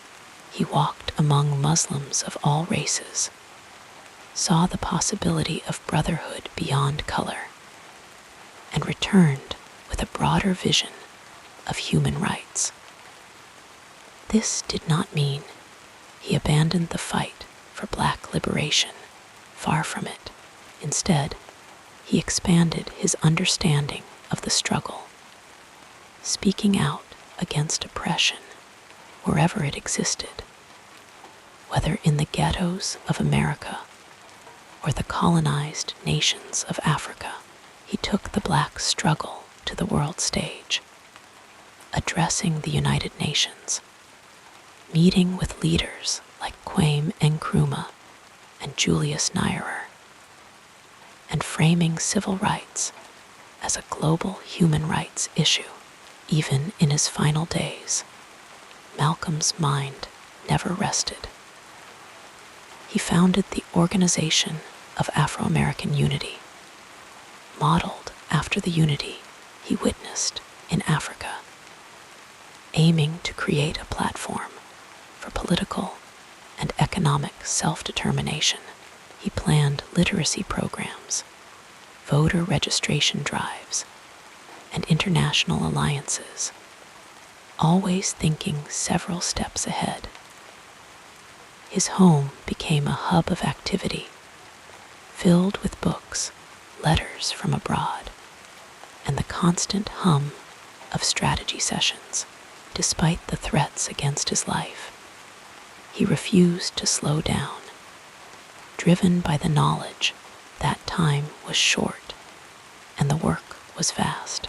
And then, on that February morning in 1965, the world lost his physical presence, but his words remained echoing in the speeches of future activists, in the classrooms where Black history was taught, in the movements that continued the fight for justice. His autobiography, penned with Alex Haley, became a guiding light, a testament to the power of reinvention and resilience. Readers followed his journey from petty criminal to prisoner to prophet, and in his story, they found their own potential for transformation. As we reflect on his legacy now, in the quiet of this moment, we can see how his life was a mosaic of courage, intellect, and relentless faith in the possibility of change. He taught that oppression could be named, confronted, and ultimately dismantled. He showed that a single voice, when rooted in truth, could shake the foundations of injustice. And most of all, he proved that even in the face of overwhelming odds, the human spirit could rise, unbroken, undeterred. So as we let these thoughts settle like dust in the fading light, we can rest knowing that Malcolm's work was not in vain. The seeds he planted still grow, the words he spoke still resonate, and the path he walked still guides those who seek justice. And in that knowledge, there is peace, a soft, steady assurance that even the longest night gives way to dawn. Let your breath slow, your mind ease, and your body relax, carried by the quiet certainty that every struggle, every effort, every moment of courage matters, just as Malcolm's life was a testament to the power of perseverance. So too can we find strength in our own journeys, however small they may seem. The night embraces us, gentle and deep, and in its stillness, we remember that rest, too, is part of the work, renewing us for whatever lies ahead. Sleep now, and dream of the world as it could be, as it must be, as people like Malcolm X dared to imagine. And when morning comes, may we rise with the same fire in our hearts, the fire that lights the way forward as your breathing becomes more regular. Let us continue with the next chapter of our biography. Malcolm X's life was a series of turning points, moments where the road forked before him, and the choices he made reshaped not only his destiny, but the course of history. Each decision was like a stone dropped into still water, sending ripples outward, touching lives he would never meet. Let us drift back now, slowly, gently, to those pivotal moments, and imagine how different the world might have been if he had stepped left instead of right, if he had spoken softer instead of louder, if he had chosen silence instead of truth. The words stung, carrying the weight of a world that sought to shrink his ambitions. He could have accepted that verdict, folded himself into the narrow space society allowed him. But something in him resisted. He turned away from formal education, a decision that led him into the shadows of street life, hustling in Harlem and Boston. It was a detour, but not a dead end, because even in those dark alleys, he was gathering the raw material of his future wisdom. He was learning the language of the oppressed, the unvarnished truth of what it meant to be black in America. Without those years, would he have spoken later with such piercing clarity? Would his words have carried the same fire if they hadn't been forged in the crucible of lived experience? Then came the moment in prison when his brother Reginald wrote to him about the nation of Islam. Malcolm was at his lowest then, locked away with nothing but time and his own restless mind. He could have dismissed the letter, dismissed the idea of faith altogether. But instead, he reached for it like a lifeline. He read everything, studied voraciously, filling the margins of dictionaries with notes. The man who emerged from prison was not the same one who entered. He had a new name, a new purpose, a voice that would soon shake the foundations of a nation. What if he had ignored that letter? What if he had spent those years in bitterness instead of transformation? The world might never have heard the name Malcolm X. His rise in the nation of Islam was swift. His voice, a thunderclap in a time of stifling silence. But another turning point came when he learned of Elijah Muhammad's infidelities, a betrayal that shook his faith to its core.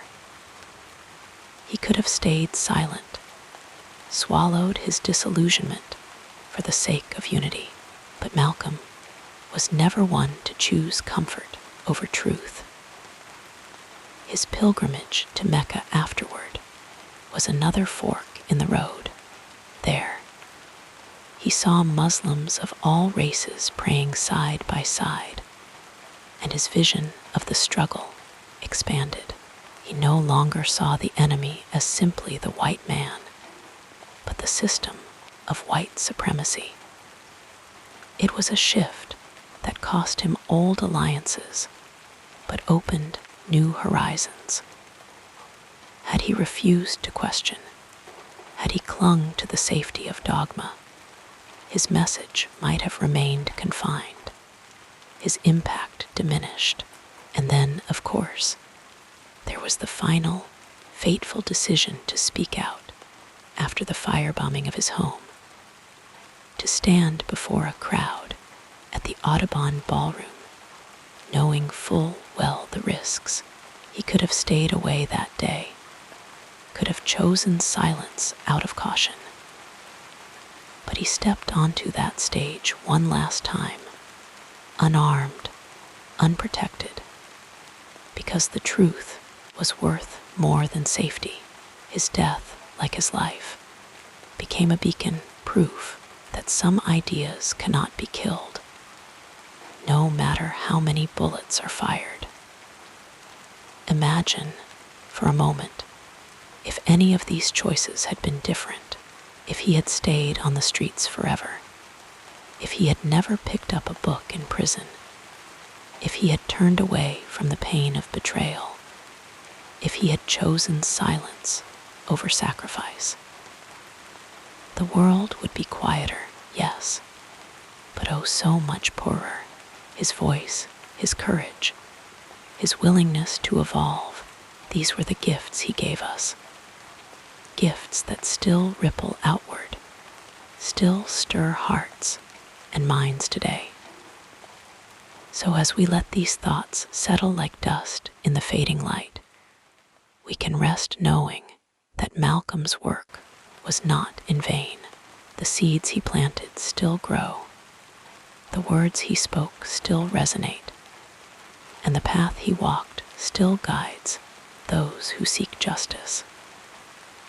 And in that knowledge, there is peace, a soft, steady assurance that even the longest night gives way to dawn.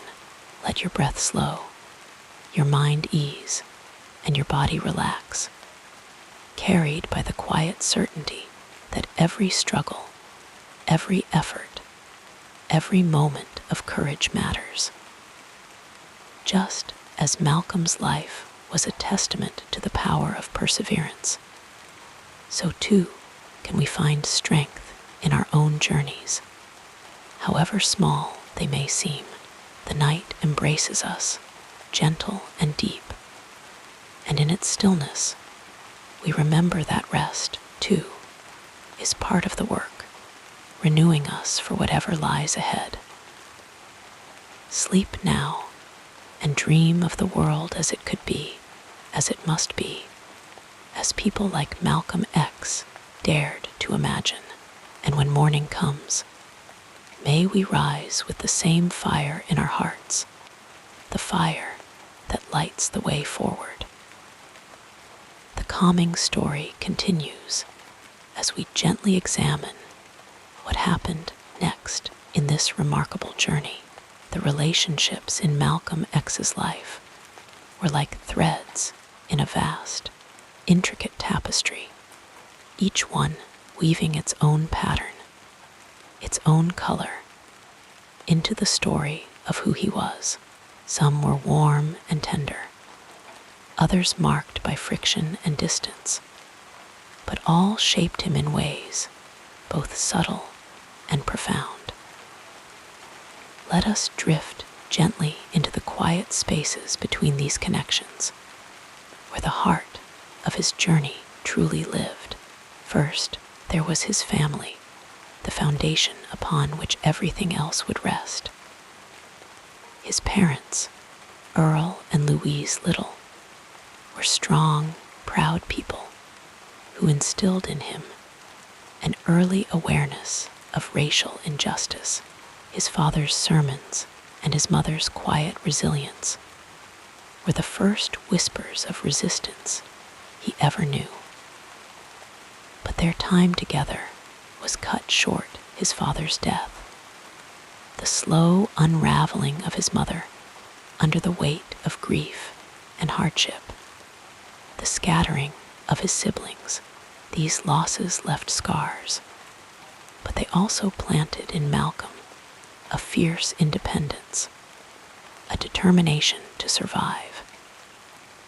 And yet, even in separation, the love between him and his brothers and sisters remained, a quiet pulse beneath the surface of his life. Years later, when he found them again, there was a reunion, a mending, as if time had not fully severed what family had once woven together. Then there was his first love, Laura, a young woman he met in his teenage years. Their connection was sweet, innocent, a fleeting glimpse of tenderness in a world that often felt harsh. But life pulled them apart, as it so often does, and Malcolm would later reflect on how different paths might have been taken. Still, the memory of her kindness lingered, a reminder that even in his hardest days, there had been moments of softness. It was in prison that Malcolm found another kind of family, one bound not by blood, but by belief. The Nation of Islam became his anchor, and Elijah Muhammad, its leader, became a father figure, a guiding light.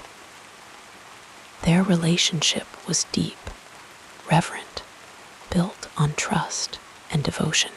Malcolm poured himself into the teachings, into the work, and Elijah Muhammad's approval meant everything. But like many bonds built on reverence, this one would eventually fracture. The disillusionment, when it came, was painful. A slow unraveling of trust that left Malcolm adrift. Yet, even in the breaking, there was growth. It forced him to look inward, to question, to seek truth beyond the confines of what he had once believed. Betty Shabazz entered his life like a quiet storm, steady, unwavering, a force of love and strength. Their marriage was not without its challenges. Malcolm's relentless work often kept him away, and the dangers of his activism cast long shadows over their home.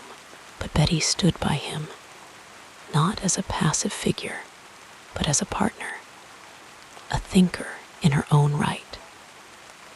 She was his refuge, the one who held the pieces together when the world outside was chaos. Their love letters, filled with warmth and longing, reveal a side of Malcolm often unseen, the man who ached for the simple comfort of his wife's presence, who found solace in her voice. And when their daughters were born, Malcolm's heart expanded in ways he had not anticipated. He would play with them, laugh with them, let the weight of the world slip away, if only for a moment. In those soft, ordinary moments, he was not just a revolutionary, he was a father a husband, a man deeply loved. Friendships, too, shaped his journey. Some, like his bond with fellow minister Louis X, later known as Louis Farrakhan, were forged in shared purpose, only to later strain under ideological divides. Others, like his relationship with writer Alex Haley, became bridges to new understandings. Their collaboration on Malcolm's autobiography was a dance of trust and tension, as Malcolm wrestled with how much of himself to reveal, how much of his past to reclaim. Haley's patient listening, his careful pen, helped bring Malcolm's voice to the world in a way that would outlast him. And then there were the unexpected connections, the brief but meaningful encounters that left their mark. His meeting with Fidel Castro, the solidarity he found among African leaders during his travels abroad, the young activists who looked to him as a mentor. Each one added another layer to his understanding, another thread in the tapestry of his life. Even his adversaries, in their own way, shaped him. The conflicts with those who opposed him, the betrayals he endured, they hardened him in some ways, softened him in others. By the end of his life, Malcolm was beginning to extend a hand across ideological divides, to seek common ground where before he had seen only walls. It was a transformation born not just of thought, but of the relationships that had challenged him, changed him. As we let these stories settle in the quiet of the night, we can almost hear the echoes of voices that once filled Malcolm's world: laughter, debate, whispered prayers, the cries of his children. These connections were his compass, his comfort, his crucible. They remind us that even the strongest among us are shaped by the people they love, the people they lose, the people who push them to grow. And so, as sleep draws near, let us rest in the warmth of these human bonds, knowing that love and struggle are never truly separate. They intertwine like roots beneath the earth, unseen but essential. And in that knowing, there is peace, a gentle assurance that no life is lived alone, that every heart is touched by others, and that even in the silence of the night, the echoes of those connections remain. Sleep now, wrapped in the quiet truth that relationships, in all their complexity, are what make us whole. And when morning comes, may we carry that truth with us, as Malcolm did, into the world, into the work, into the endless, beautiful act of becoming. Allow yourself to sink deeper into comfort as we explore the next phase of this soothing biography. In the quiet hours when the world slows and the weight of public life lifted from his shoulders, Malcolm X was simply Malcolm, a man who cherished the soft hum of domesticity, the warmth of family, the simple rituals that made his life feel whole. His home was a sanctuary, a place where the fire of his public speeches dimmed into the steady glow of a reading lamp, where the cadence of his voice softened into laughter with his children, where the intensity of his convictions gave way to the tenderness of small, everyday moments. He rose early, before the sun stretched its fingers across the sky, finding solace in the stillness of dawn. Those who knew him well spoke of how he would sit by the window, a cup of tea warming his hands, watching the first light seep into the horizon. There was a rhythm to his mornings, a slow, deliberate unfurling of the day. He would read, not just the newspapers or political texts, but poetry, history, philosophy, letting the words settle into his mind like seeds in fertile soil. B. Du Bois shared space on his shelves, their words companions in the quiet. Breakfast was a sacred time, a gathering of voices and clinking dishes. His wife, Betty, moved through their home with a quiet strength, her presence a grounding force. They had met in Detroit, drawn together by shared purpose and deep respect. And over the years, their love had deepened into something steady, something unshakable. She was his confidant, his partner in every sense, and in the soft exchanges between them, a glance, a touch, a whispered conversation late at night. There was a love that needed no grand declarations. Their daughters brought a lightness to his days, their laughter echoing through the halls like music. He was a patient father, kneeling to meet them at eye level, listening intently to their stories, their questions. He carried them on his shoulders, read to them before bed, his voice shifting into the playful tones of storytelling. Even in his busiest seasons, he made time for them, knowing that these moments were the ones that would linger in memory long after the speeches and debates faded. In the evenings, when the house settled into a slower pace, Malcolm would often retreat to his study, a room lined with books and papers, the air thick with the scent of ink and leather. Here he wrote letters, long, thoughtful missives to friends, to fellow activists, to those seeking guidance.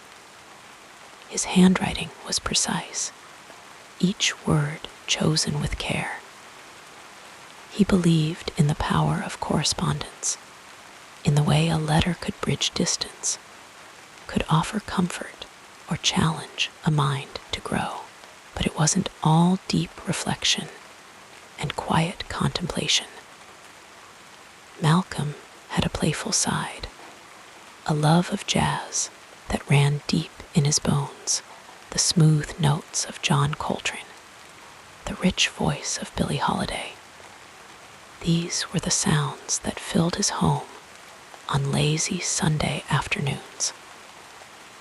Sometimes he would dance with Betty in the living room, their movements easy and unhurried, the music wrapping around them like a second skin.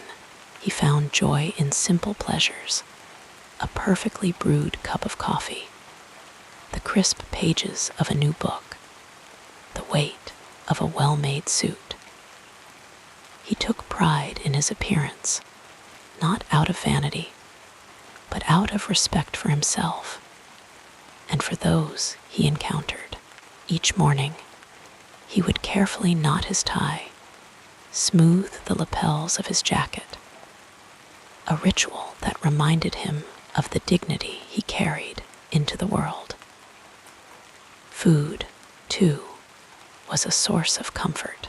Betty's cooking was legendary among friends, soul food prepared with love, dishes that spoke of heritage and home. Malcolm had a particular fondness for her sweet potato pie, the spices warming his throat, the crust flaky and golden. Meals were never rushed. They were occasions for conversation, for debate, for laughter that stretched late into the night. His friendships were deep and enduring, built on mutual respect and shared struggle. Men like Muhammad Ali, James Baldwin, and others in the movement were more than allies, they were brothers, their bonds forged in fire. They challenged each other, debated late into the night, but also shared moments of quiet understanding. There was a shorthand between them, a language of glances and nods that spoke volumes without words. Even in his solitude, Malcolm was never truly alone. He carried with him the voices of those who had shaped him, his parents, his siblings, his mentors. Their lessons lived in his bones, their love a constant presence. He often reflected on his childhood, on the struggles and triumphs that had molded him, and in those reflections, he found both strength and humility. And then there were his walks, long, meandering strolls through the neighborhood, where he would observe the world with a keen eye. He noticed the way the light filtered through the trees, the way children played in the streets, the way ordinary people moved through their lives with quiet resilience. These walks were his way of staying connected, of remembering that the fight for justice wasn't just about grand speeches, but about the dignity of everyday existence. As the night deepened and the stars pressed close, Malcolm would often stand on the porch, the cool air brushing his face. He would breathe deeply, letting the weight of the day slip away. In those moments, he was just a man, a husband, a father, a dreamer standing beneath the vast sky, heart full of love and hope, and the quiet certainty that the work of his life mattered. And so, as sleep draws near, let us imagine him there in the stillness, in the warmth of home, in the simple beauty of a life lived with intention. Let us rest in the knowledge that even the most towering figures had their softness, their quiet joys, their ordinary moments that made them human. And in that knowing, may we find our own peace, our own rhythm, our own way of moving through the world with grace. Sleep now, wrapped in the gentle truth that greatness is not just in what we do, but in how we love, how we live, how we cherish the small and sacred things. And when morning comes, may we carry that truth with us, just as Malcolm did into the light, into the day, into the endless, beautiful act of becoming. Like a gentle river flowing toward the sea, our story continues with the next meaningful chapter. In the quiet hours before dawn, when the world still lay wrapped in shadows, Malcolm X would often rise. His mornings began early, long before the sun stretched its golden fingers across the sky. He would wake with a stillness about him, a deliberate calm, as if he knew the weight of the day ahead and met it with quiet resolve. His first moments were often spent in prayer, kneeling on a simple mat, his voice a low murmur in the hush of the morning. The words were soft but firm, carrying the weight of devotion, a grounding force before the day unfolded. After prayer, he would move to the small kitchen, where the scent of brewing coffee soon filled the air. He took his time with this ritual, measuring the grounds carefully, listening to the slow percolation, the gentle bubbling that that signaled warmth and wakefulness. Sometimes he would stand by the window, watching the sky shift from deep indigo to the soft blush of morning, his thoughts steady, his breath even. Breakfast was often simple toast with a thin layer of butter, perhaps an egg cooked lightly, a glass of milk. He ate with purpose, not rushing, savoring the quiet before the demands of the world called him away. Once fed, he would retreat to his study, a room lined with books, their spines worn from use. The desk was sturdy, its surface cluttered with papers, a well-used typewriter sitting squarely in the center. He would adjust the lamp, the soft glow falling over his notes, and then he would begin writing, reading, thinking. His hands moved with precision, the keys of the typewriter clicking in a steady rhythm, like a heartbeat beneath his words. He wrote letters, speeches, notes for future talks, his mind sharp, his focus unbroken. The morning light would creep in slowly, painting the walls in gold, but he barely noticed. So absorbed was he in the work of shaping thought into language. By mid-morning, the house would stir, the sound of footsteps, the murmur of voices as his family awoke. He would pause then, stepping away from his desk to greet his wife, his children, his face softening as he touched their cheeks, asked about their dreams. There was time for tea, for a few shared words, before the outside world beckoned. He would dress carefully, his suits pressed, his shoes polished, every detail considered. Even in his busiest days, there was a dignity in his movements, a quiet confidence in the way he carried himself. The afternoons were often filled with meetings, with travel, with the steady hum of activism. He moved through the city with purpose, his voice rising in crowded halls, his words cutting through noise with clarity.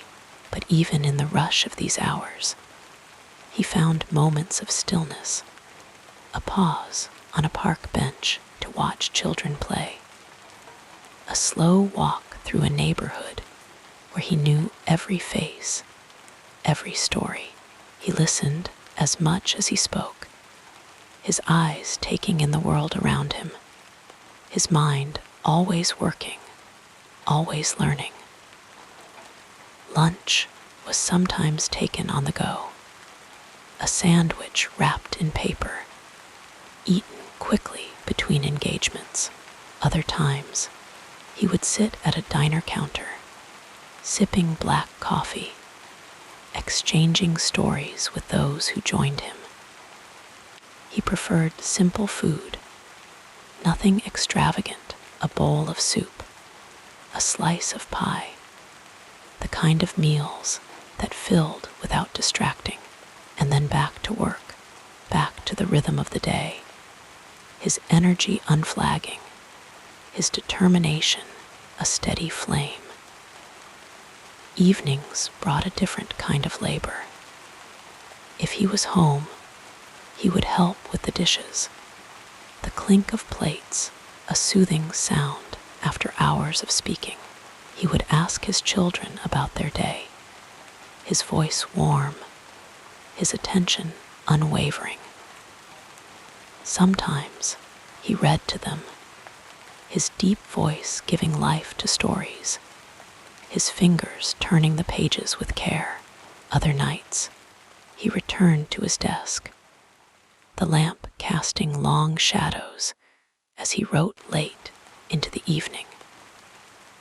The house would grow quiet around him, the only sounds the scratch of his pen, the occasional creak of the floorboards as someone moved through the hall.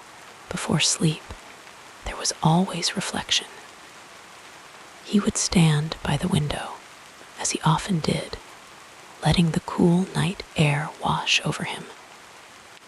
The stars were his companions in these moments, distant but constant, a reminder of something larger than himself. He would breathe deeply, letting the day settle, releasing what was no longer needed. Then, with slow, deliberate steps, he would prepare for bed, washing his face, brushing his teeth, the rituals of an ordinary man winding down from an extraordinary life. In bed, he sometimes read a few more pages, the book balanced on his chest, his eyes growing heavy. Other nights, he simply lay still, listening to the sounds of the house settling, the soft breathing of his wife beside him. Sleep came slowly sometimes, his mind still turning over the day's conversations, tomorrow's plans. But when it did come, it was deep, restful, the kind of sleep earned by a life lived fully, purposefully, and so the cycle would begin again.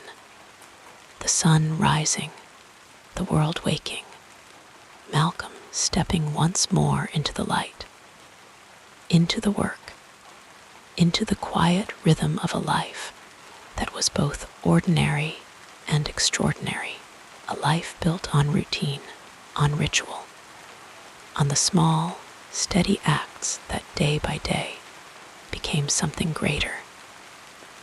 Sleep now, knowing that even the most driven souls found rest, that even the busiest lives had their pauses, their quiet corners, their moments of stillness. And as you drift, may you carry with you the gentle truth that a meaningful life is not just in the grand gestures, but in the small, daily acts of devotion, the early risings, the shared meals, the quiet thoughts beneath the stars. Rest well and wake renewed. As your thoughts grow quieter, we'll continue our peaceful exploration of this fascinating life. Malcolm X's thoughts were like a slow-moving river, deepening and widening as the years passed. His philosophy was not fixed, but fluid, shaped by the currents of his experiences, the books he devoured, the people he met, and the injustices he witnessed. In quiet moments, often late at night or in the early hours before dawn, he would reflect on the world and his place in it, his mind turning over ideas like smooth stones in his hands.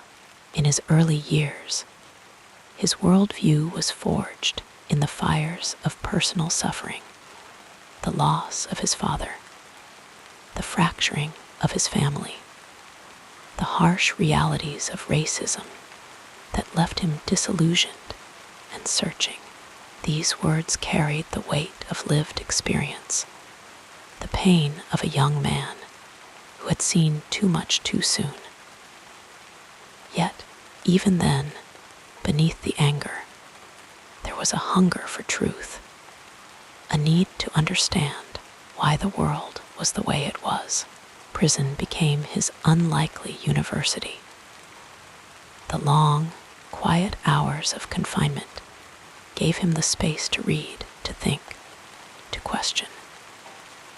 He would lose himself in books, tracing the histories of empires and revolutions, absorbing the teachings of Elijah Muhammad and the nation of Islam. His belief in black self-determination, in the need for dignity and independence, took root during these years. And so he prepared himself, page by page, thought by thought. For a time, his philosophy was one of separation, a conviction that Black people could only thrive apart from a system built to oppress them.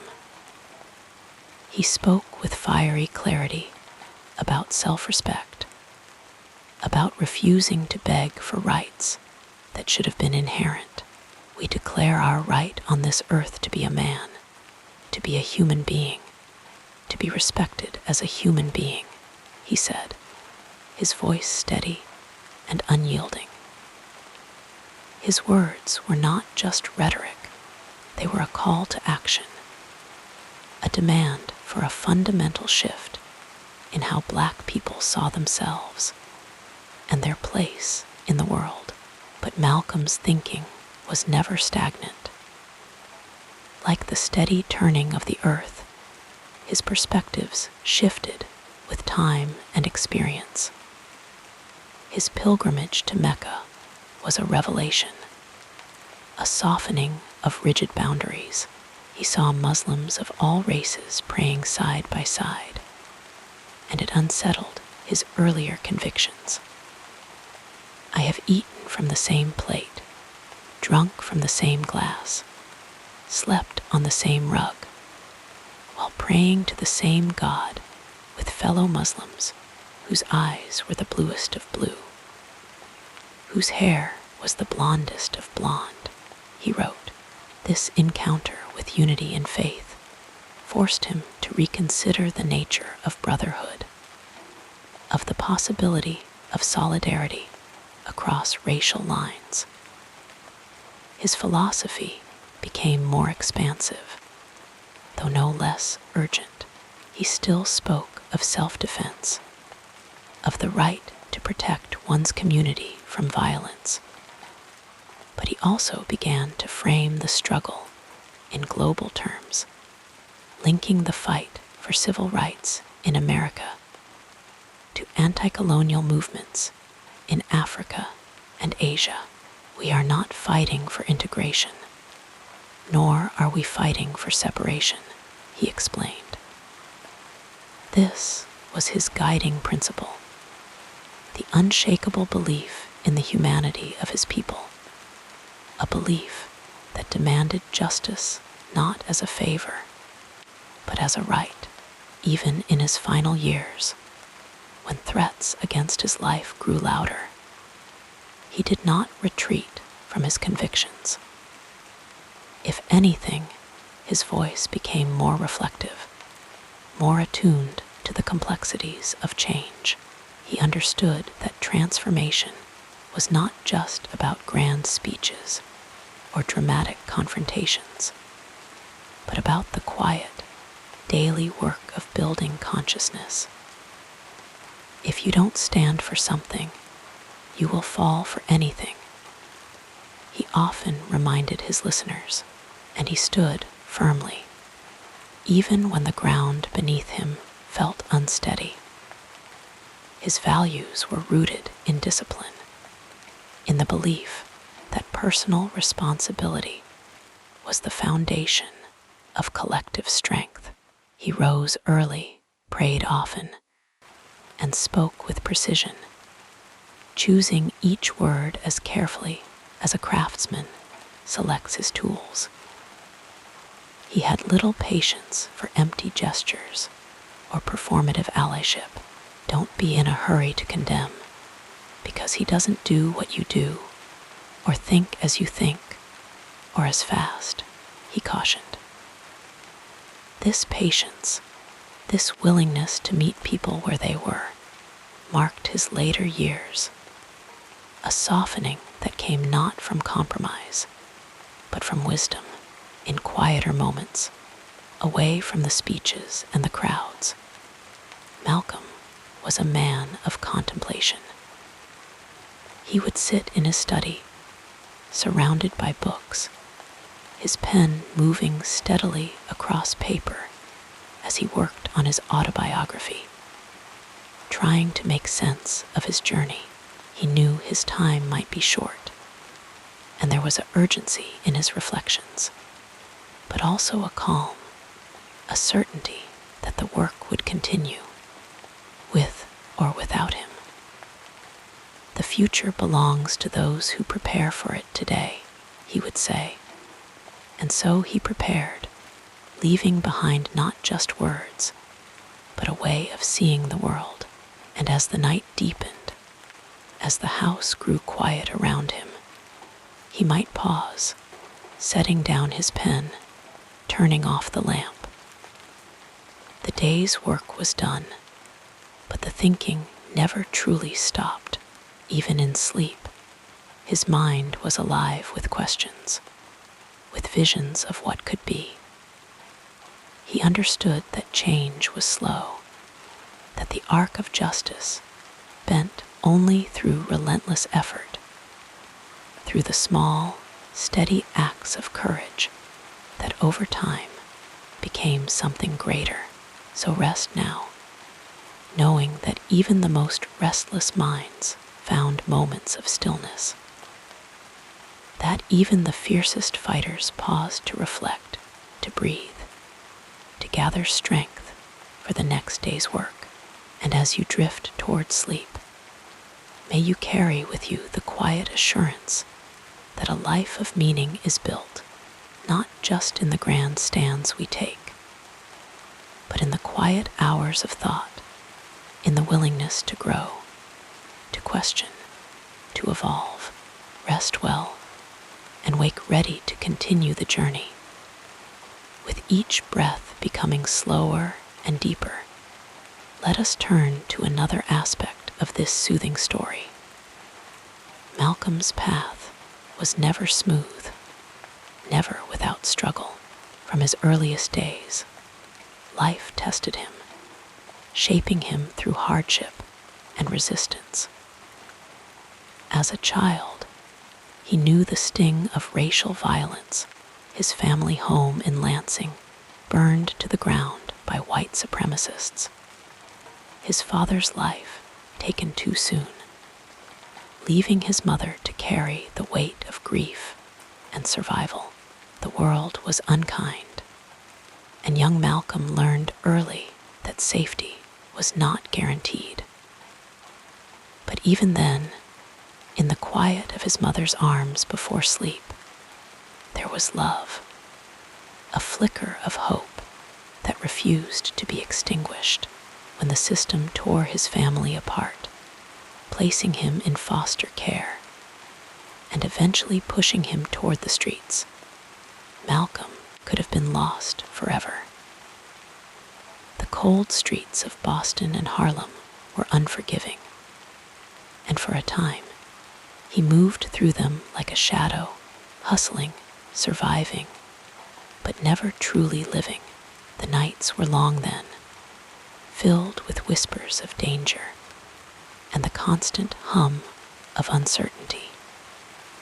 Yet, even in those dark hours, his mind was sharp, absorbing the lessons of the world around him, storing away observations that would later fuel his fire. Prison could have been the end. Locked away, stripped of freedom, many would have crumbled. But Malcolm turned his cell into a classroom. The slow, methodical scratch of his pencil against paper as he copied the dictionary word by word, the weight of books in his hands, the quiet hours spent reading under dim light. These were his tools of transformation. In the stillness of confinement, he found clarity. The words of Elijah Muhammad reached him like a whisper in the dark, offering a new way to see himself, his people, his purpose. The anger that had once been scattered and raw began to take shape, to focus, like a blade being honed in the quiet. When he emerged, he was no longer Malcolm the hustler. He was Malcolm X, a man with a mission. But even then, the road was steep. The nation of Islam gave him direction, but it also demanded discipline, demanded that he rise above the pain of his past and channel it into something greater. The speeches came first in small rooms, his voice tentative, but growing stronger with each word. The crowds were skeptical at first, this tall, intense man speaking truths that cut deep, but he persisted, night after night, city after city, until his words became a beacon for those who had been told they were nothing. Yet, even as his influence grew, so too did the resistance. The FBI watched him, recorded his every move, their presence a constant reminder that power does not surrender easily. Death threats arrived in the mail, voices on the phone hissing warnings in the dead of night. But Malcolm did not flinch. He had known fear before, had stared into its face, and learned to stand firm. Each threat only sharpened his resolve. Each attempt to silence him only made his voice ring louder. He understood now that the struggle was not just against those who hated him, but against the fear they tried to plant in his heart. Then came the fracture, the painful break with the Nation of Islam, a rupture that left him isolated, adrift. The betrayal cut deep, and for a time he walked alone, the weight of doubt heavy on his shoulders. But Malcolm was never one to stand still. In the solitude, he listened, he learned. His pilgrimage to Mecca opened his eyes to a broader truth, that unity was possible, that the fight was not just black against white, but oppressed against oppressor. The world was wider than he had imagined, and his heart stretched to hold it. The final year of his life was a whirlwind: speeches, interviews, the relentless pace of a man who knew time was short. The firebombing of his home, the constant shadow of danger, the knowledge that every public appearance could be his last, and yet he did not stop. Even in his final moments, as the bullets tore through him in that crowded auditorium, his message lived on unfinished but unbroken. The challenges never ceased, but neither did his will to meet them. Each setback became a lesson, each obstacle a chance to grow stronger. And though his life was cut short, the echoes of his words remain, a steady hum in the quiet of the night, reminding us that even in the face of relentless storms, the spirit endures. So as you rest tonight, let the struggles of those who came before you serve as a gentle reminder that every hardship is a teacher, every fall a chance to rise again. The road is long, and the night may sometimes feel endless, but dawn always comes. Breathe deeply, rest softly, and know that even the heaviest burdens are carried lighter when we learn from them. Sleep now, and wake with the quiet strength of those who persevere. The tapestry of this remarkable life unfolds further as we gently explore the next meaningful period. Beneath the towering legacy of Malcolm X, the fiery orator and unyielding advocate, there existed a quieter, more intimate world, one where the man behind the speeches revealed himself in small, unexpected ways.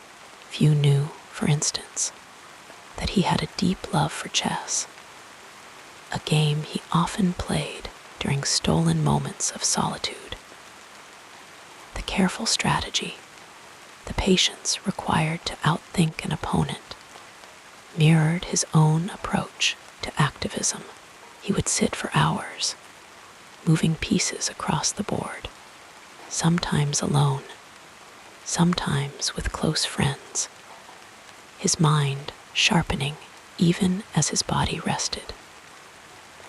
It was in these quiet games that he practiced the art of thinking several moves ahead, a skill that would serve him well in the battles beyond the chessboard.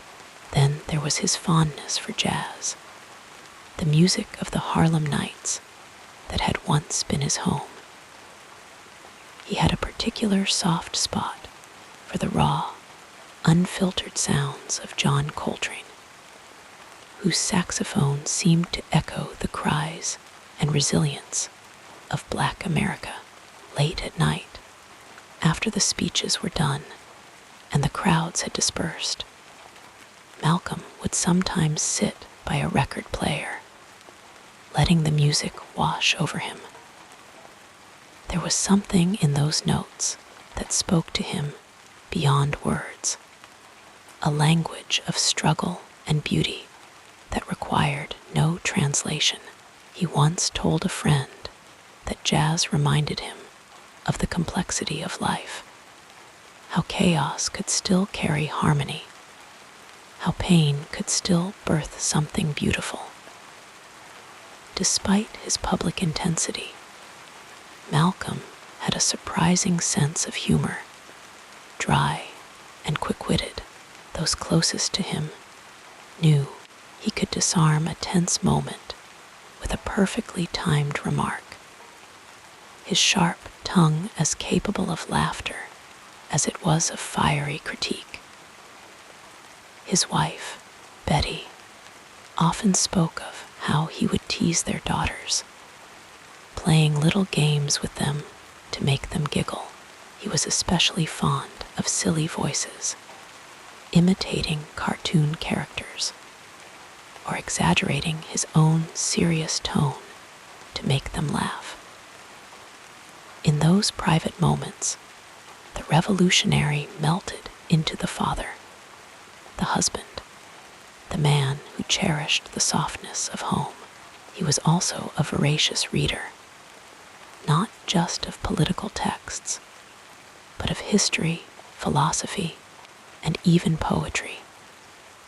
His personal library was filled with books on ancient civilizations, African empires, and the works of Shakespeare. He believed that knowledge was the foundation of power, and he soaked up wisdom wherever he could find it. On long train rides between cities, he would often be seen with a book in hand, his fingers tracing the lines, as if committing each word to memory. A few people knew about his skill as a cook, a talent he had picked up during his years in prison. He took pride in making simple meals taste extraordinary, seasoning food with the same precision he used to craft his speeches. His specialty was a humble dish of red beans and rice, a recipe he had perfected over time, adding just the right amount of spice to make it memorable. Cooking, for him, was an act of patience and care, a way to nourish not just the body, but the spirit. He would often say that a well-made meal could be a small act of resistance, a way to reclaim dignity in a world that tried to deny it. And then there were the contradictions that made him so human.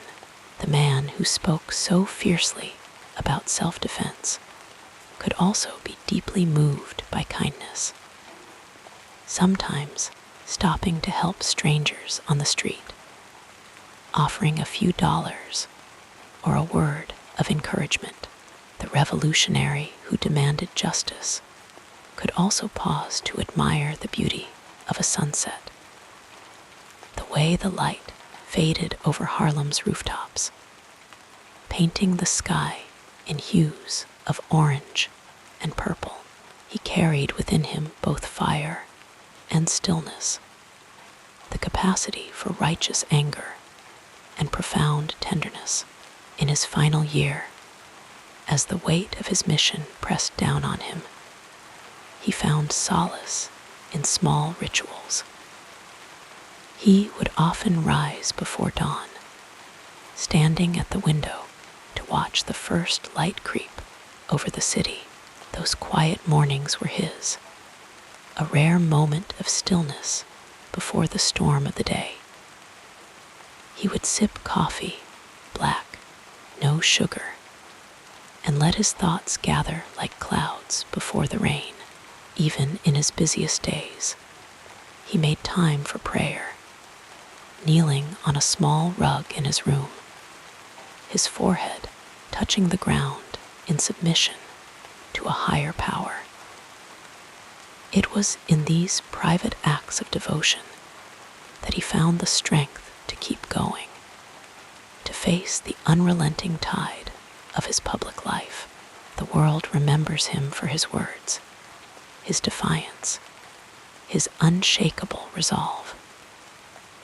But behind the speeches and the headlines was a man who loved deeply, who found joy in the simplest of things, who carried the weight of his people's hopes, while still cherishing the quiet moments that made life sweet.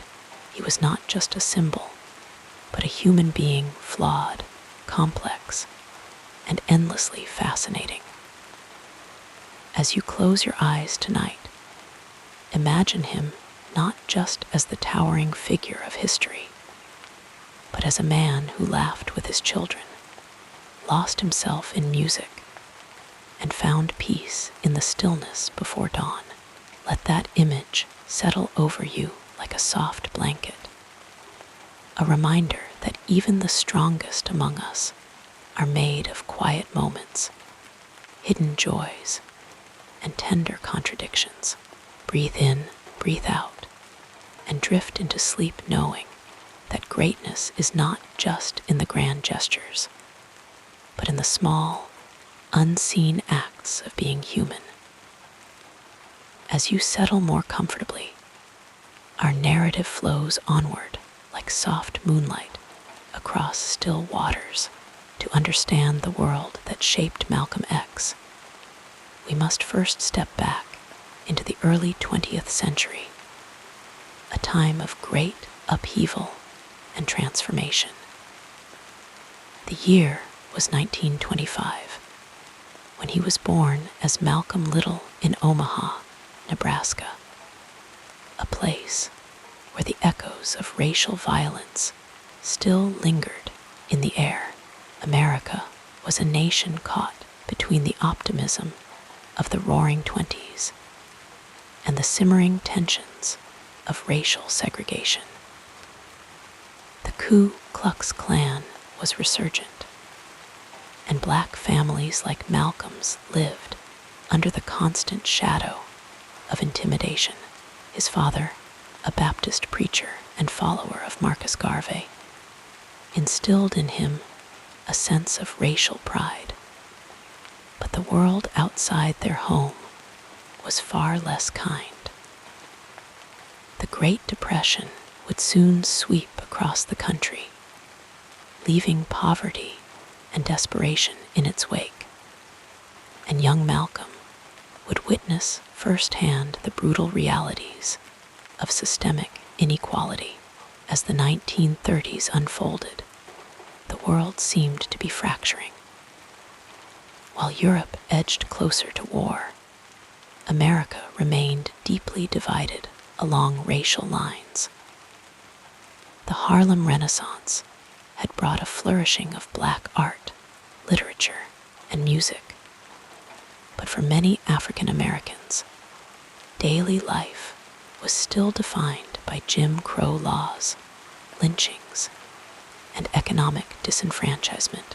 Malcolm's family was torn apart by violence, his father killed under suspicious circumstances, his mother institutionalized, leaving him to navigate a fractured childhood, sent to foster homes, and eventually drifting into the underworld of Boston and Harlem.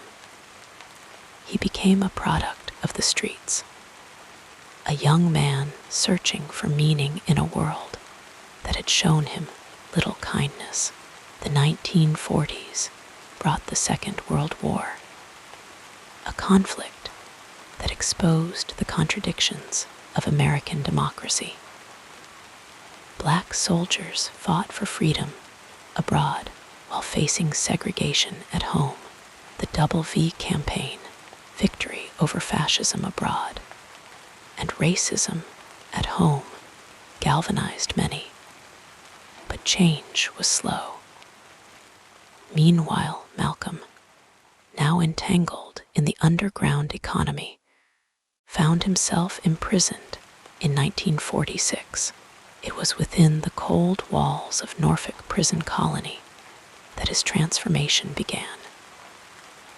He discovered books, devouring history, philosophy, and religion, his mind expanding like the first light of dawn after a long night.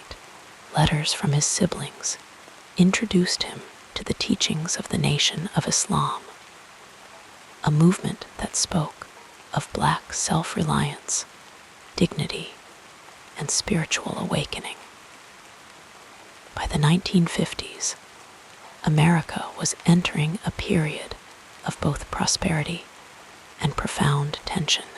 The civil rights movement was gaining momentum, with figures like Martin Luther King Jr. advocating for nonviolent resistance. But Malcolm, now a minister for the Nation of Islam, offered a different voice, one of unapologetic defiance. He spoke of Black pride, self-defense, and the need for separation from a system he believed was irredeemably corrupt. While the mainstream civil rights movement sought integration, Malcolm's message was one of empowerment outside the confines of white approval. The world around him was changing. Brown v. Board of Education desegregated schools. Rosa Parks refused to give up her seat, and the Montgomery bus boycott proved the power of collective action. Yet Malcolm's vision was broader, more global. He saw the struggle of African Americans as part of a larger fight against colonialism and oppression worldwide. The early 1960s were a time of both hope and turmoil. US and Soviet Union locked in a tense standoff.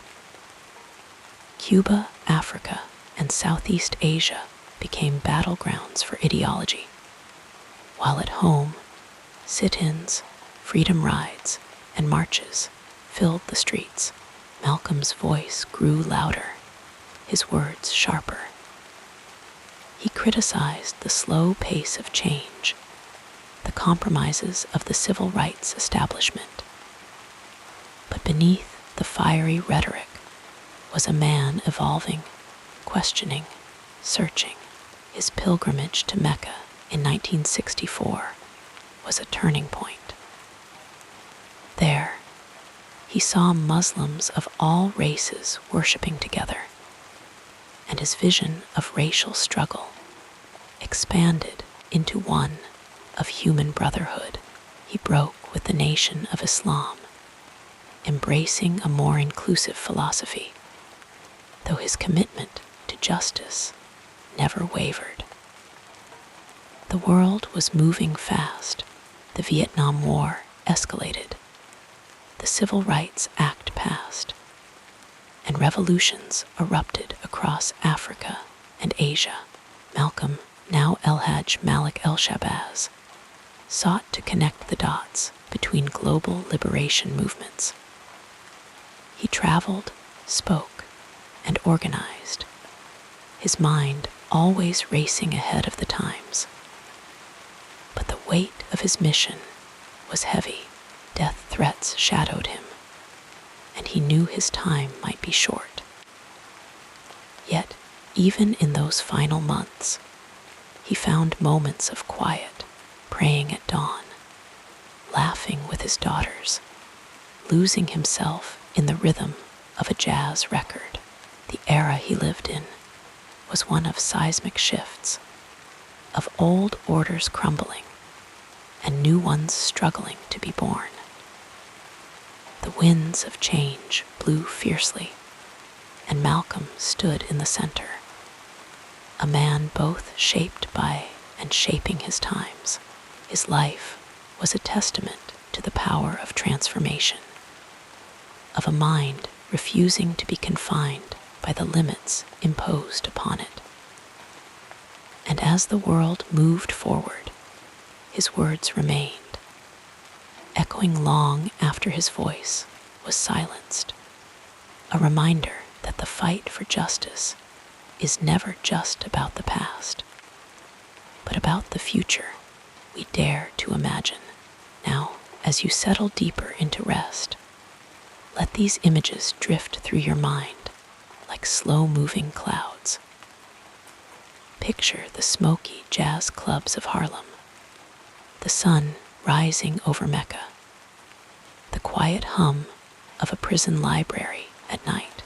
Feel the weight of history, but also the lightness of a man who, despite everything, could still find joy in a child's laughter or the first sip of morning coffee. Let your breathing slow, your thoughts soften, and know that even in the darkest nights, there is always the promise of dawn. Let the rhythm of these words carry you further into relaxation as we continue our peaceful journey. Malcolm X's voice was like a slow, steady drumbeat in the midst of chaos, persistent, resonant, impossible to ignore. Even now, decades after his passing, his words continue to ripple through culture, society, and the ongoing struggle for justice. His legacy is not just in the speeches he gave or the movements he inspired, but in the way he shifted the very language of resistance, the way he taught people to see themselves differently, to demand more from the world and from themselves. In the beginning, many heard only the fire in his words, the sharp critiques of white supremacy, the unflinching condemnation of systemic oppression. To some, he was a radical, a threat, a man whose message was too urgent to be comfortable. But as time passed, as the dust of history settled, people began to hear the deeper notes in his philosophy, the call for self-respect, the insistence on education, the belief in the power of transformation. He was not just speaking to the anger of the moment, but to the dignity of a people who had been told they were lesser for centuries.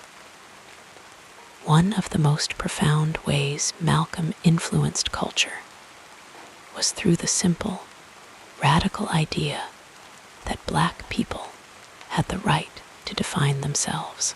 At a time when mainstream media, textbooks, and political discourse either ignored Black history or distorted it, Malcolm spoke of African civilizations, of kings and scholars, of a past that was rich and complex. He urged Black Americans to look beyond the narratives forced upon them, to study, to question, to reclaim their story. This idea that identity was not something given, but something claimed, would echo through the Black arts movement, through hip-hop, through every generation that followed. The seeds he planted grew in unexpected ways.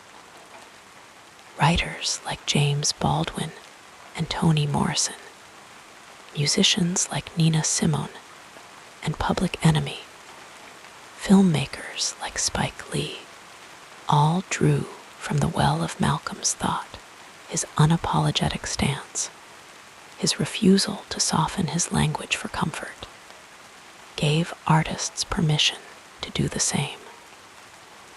When hip-hop emerged in the 1970s and 80s, his voice was sampled in beats, his face printed on t-shirts, his words quoted in lyrics. He became a symbol of resistance, a reminder that art and politics were never truly separate. Public perception of Malcolm shifted slowly, like the turning of tides. In his lifetime, he was often painted as a dangerous figure, a man of violence, though his actual words called for self-defense, not aggression.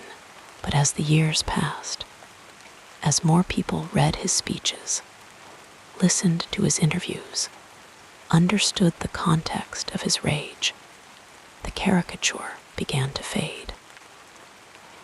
The publication of the autobiography of Malcolm X*, co-written with Alex Haley, played a crucial role in this shift. Here was Malcolm in his own words, not just the fiery orator, but the thinker, the seeker, the man who evolved, who admitted when he was wrong, who never stopped learning. The book became a classic, required reading in schools, a text that humanized him for those who had only known the myth. Even his critics could not deny the force of his intellect. Where some saw only anger, others began to see precision, a man who could dissect systems of oppression with surgical clarity. His famous speech, the ballot, or the bullet asterisk, was not a call to arms, but a lesson in political strategy, a reminder that rights were not given, but won. His pilgrimage to Mecca softened his perspective on race, but it did not weaken his resolve.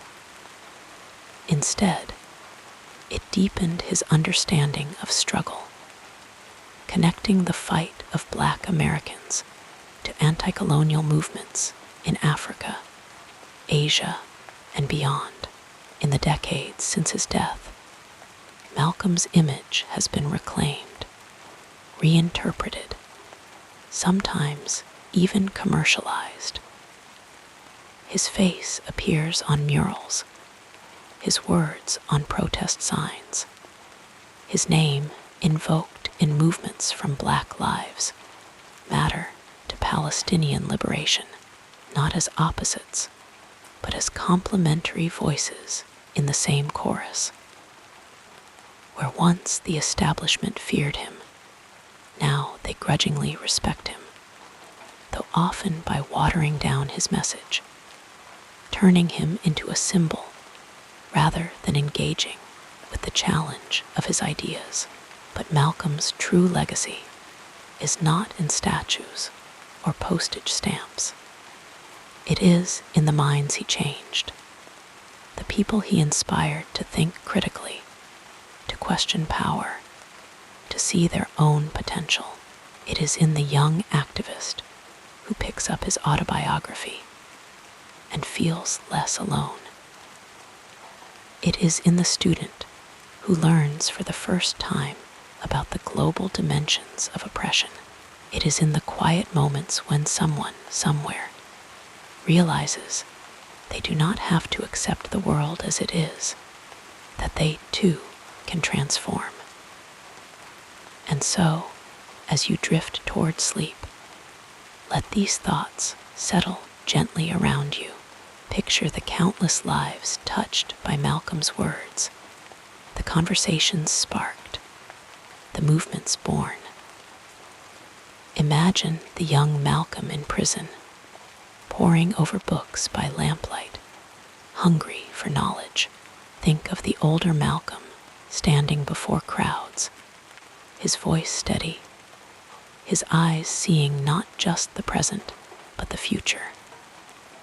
His life was short, but his impact is endless, like a stone dropped into still water, the ripples expanding outward, touching shores he would never see. Breathe in, breathe out. Feel the weight of history, but also its lightness, the way ideas travel, how they change hands, how they grow. Malcolm's story is not just his own. It belongs to everyone who has ever dared to imagine a better world. And as you rest, know that his words, like all great words, are still alive, still speaking, still waiting for the next ear to hear them. Let your mind drift now, carried by the rhythm of his legacy, slow and steady, like a heartbeat beneath the noise of the world. The night is long, but the dawn always comes, and with it, the chance to begin again. With the gentleness of falling snow, we transition now to another meaningful chapter in this life story. There was a time, long before the world knew him as Malcolm X, when he was simply Malcolm Little, a boy with bright eyes and restless energy, growing up in Omaha, Nebraska. His childhood was marked by movement, his family frequently relocating to escape the threats of white supremacist groups. One quiet evening, when Malcolm was just a boy, his father took him outside and pointed to the stars.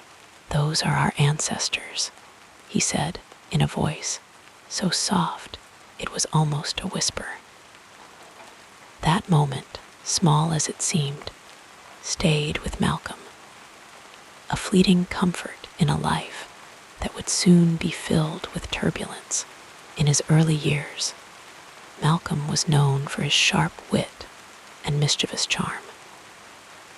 His sister Ella once recalled how, as a child, he would sneak into the kitchen late at night to steal slices of bread, carefully covering his tracks so no one would notice. But it wasn't just food he was hungry for, it was knowledge. Even then, he had a way with words, often entertaining his siblings with stories he'd invent on the spot. There was something restless in him, a quiet yearning that would later drive him to seek meaning beyond the confines of his circumstances. By the time he reached his teenage years, Malcolm had moved to Boston, where he worked odd jobs, shining shoes, washing dishes, and eventually finding his way into the city's vibrant underground scene. He took up dancing, and those who knew him then remembered how effortlessly he moved, as if his body understood rhythms the rest of the world couldn't hear. He wore the sharpest suits, the shiniest shoes, and carried himself with a confidence that made people take notice. But beneath the flashy exterior was a young man searching for something deeper, though he didn't yet know what it was. It was during his time in prison that Malcolm's life took its most dramatic turn. Locked away, with nothing but time and his own thoughts, he began reading voraciously history, philosophy, religion. His brother Reginald would send him letters about the Nation of Islam, and slowly Malcolm began to see a new path unfolding before him. One night, as he sat in his cell under the dim glow of a single bulb, he copied the entire dictionary by hand word by word, just to teach himself how to express the ideas swirling in his mind. That simple act of discipline would become the foundation for the powerful orator he would later become. When he was released from prison, Malcolm was a different man. He joined the Nation of Islam, shedding his surname Little as a rejection of the slave name forced upon his ancestors. Now he was Malcolm X, the X standing for the unknown, the lost identity of his African heritage. His speeches began to draw crowds, not just because of his fiery rhetoric, but because of the way he made people feel seen. He had a gift for cutting through noise, for speaking truths that others hesitated to voice. Malcolm simply nodded, knowing that awakening was the first step toward freedom. But Malcolm's journey was never just about anger or resistance. It was also about transformation. After his pilgrimage to Mecca in 1964, his worldview expanded in ways he hadn't expected. He saw Muslims of all races praying side by side, and it shook something loose in him. In letters back home, he described the experience with a tenderness rarely seen in his public speeches. This shift, subtle but profound, marked the beginning of a new chapter in his life, one that would be tragically cut short. Even in his final days, Malcolm carried himself with a quiet strength. The death threats had grown more frequent, the dangers more pronounced, but he refused to hide. The night before he was assassinated, he sat with his wife, Betty, and their children, telling stories and laughing as if it were any ordinary evening. There was no grand speech, no final prophecy, just a man savoring the small, precious moments of life. And so, as you drift toward sleep, let these stories settle over you like a soft blanket. Think of Malcolm not just as a figure of history, but as a man who laughed, who danced, who loved deeply, and searched tirelessly for truth. His legacy is not only in the speeches he gave or the movements he inspired, but in the quiet moments, the stolen bread, the handwritten dictionary, the starry nights when he felt the presence of ancestors. Breathe in, breathe out. The night is long, but the stories remain, waiting to be remembered, to be carried forward. And as you close your eyes, know that the ripples of his life are still moving, still touching shores he never saw, still whispering in the hearts of those who dare to listen. Rest now, and let the quiet rhythm of history lull you into dreams. The dawn will come, as it always does, and with it, new stories waiting to unfold. As your eyelids grow heavier, we'll softly explore another dimension of this fascinating biography. In the quiet of his final years, Malcolm's voice had deepened, not just in tone, but in wisdom.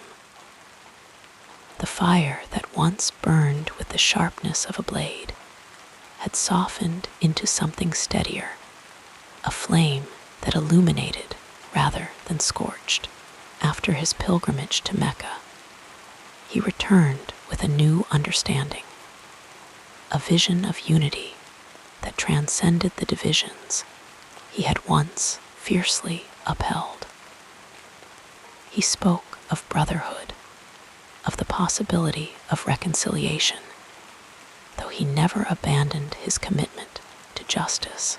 His words, once like thunder, now carried the weight of a slow, rolling river, patient but unstoppable. He spent his days writing, thinking, and teaching. The autobiography of Malcolm X, crafted with the help of Alex Haley, became his final testament, a work that would outlive him by generations. In its pages, he laid bare his life, the pain, the transformation, the unyielding quest for truth. He wrote in hotel rooms, in the dim glow of lamplight, his pen moving steadily across the page, as if each word were a stitch in the fabric of history. The book would become a beacon, a guide for those who came after. Its lessons whispered in college classrooms, in community centers, in the quiet corners of libraries, where young minds first encountered his story. But his legacy was not only in the words he left behind. It was in the way he lived, how he listened, how he learned, how he allowed himself to change. In his final months, he founded the Organization of Afro-American Unity, a bridge between the struggles of Black Americans and the broader fight for human rights across the world. He traveled tirelessly, speaking in auditoriums and on street corners, his voice always searching for the next soul ready to awaken. Even as the threats against him mounted, he refused to retreat. There was work to be done, and he would do it for as long as his breath held out. And then, on a cold February morning, the breath was taken from him. The Audubon Ballroom, where he had stood so many times before, became the place where his physical journey ended, but the end of his life was only the beginning of his legacy.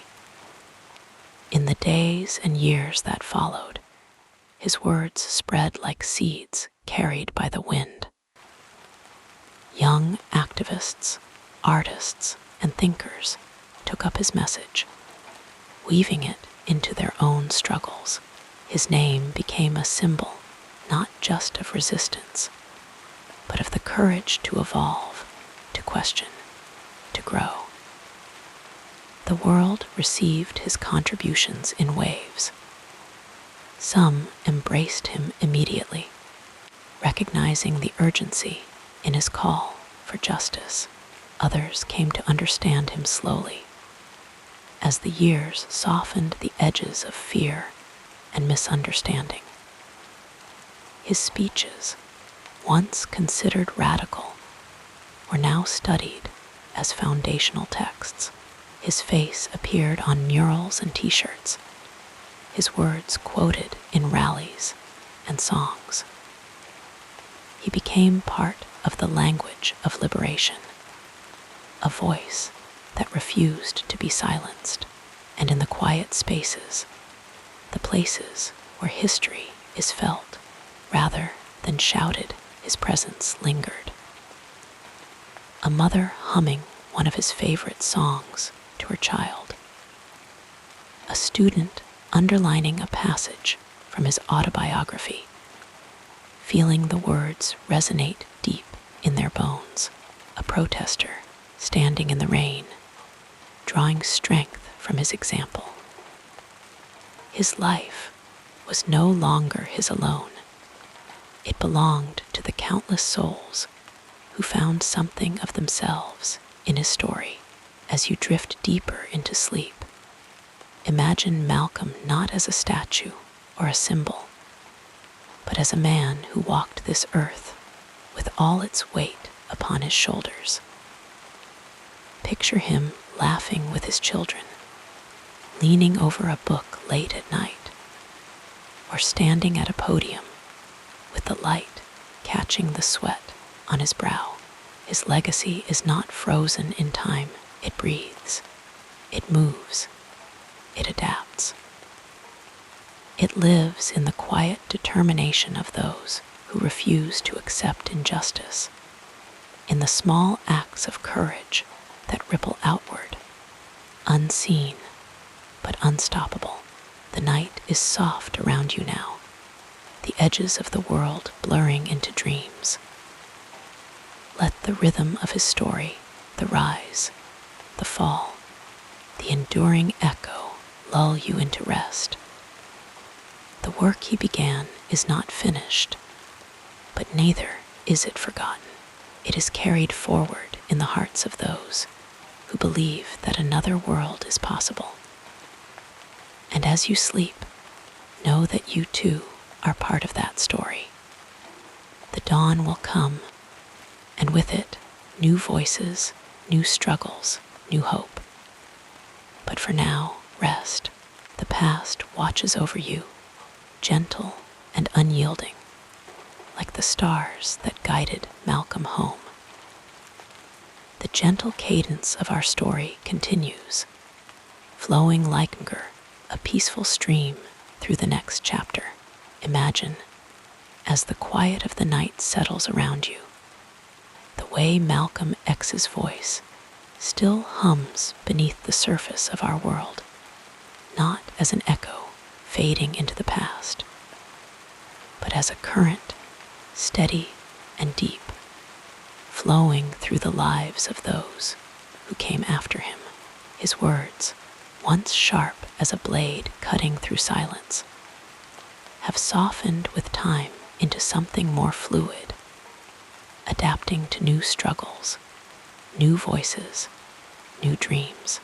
They are not locked in the pages of history books alone, but alive in the breath of activists, artists, and everyday people who carry his spirit forward without even knowing it. Think of the way a single line from one of his speeches might float into the mind of a young organizer standing at a protest, their hands gripping a sign, their feet planted firmly on the ground, or the way a teacher, somewhere in a classroom, pauses before reading his words aloud, letting them sink into the hearts of students who will one day reshape the world. His legacy is not a monument to be dusted off and admired from a distance. It is a living thing, growing and changing with each generation that claims it as their own. In the years after his passing, his ideas stretched far beyond the streets of Harlem or the pulpits where he once spoke. They traveled across oceans, settling in the minds of those fighting colonialism in Africa, apartheid in South Africa, and systemic racism in Europe. His call for self-determination, for dignity, for unflinching truth-telling, became a language that others could speak in their own dialects, their own struggles.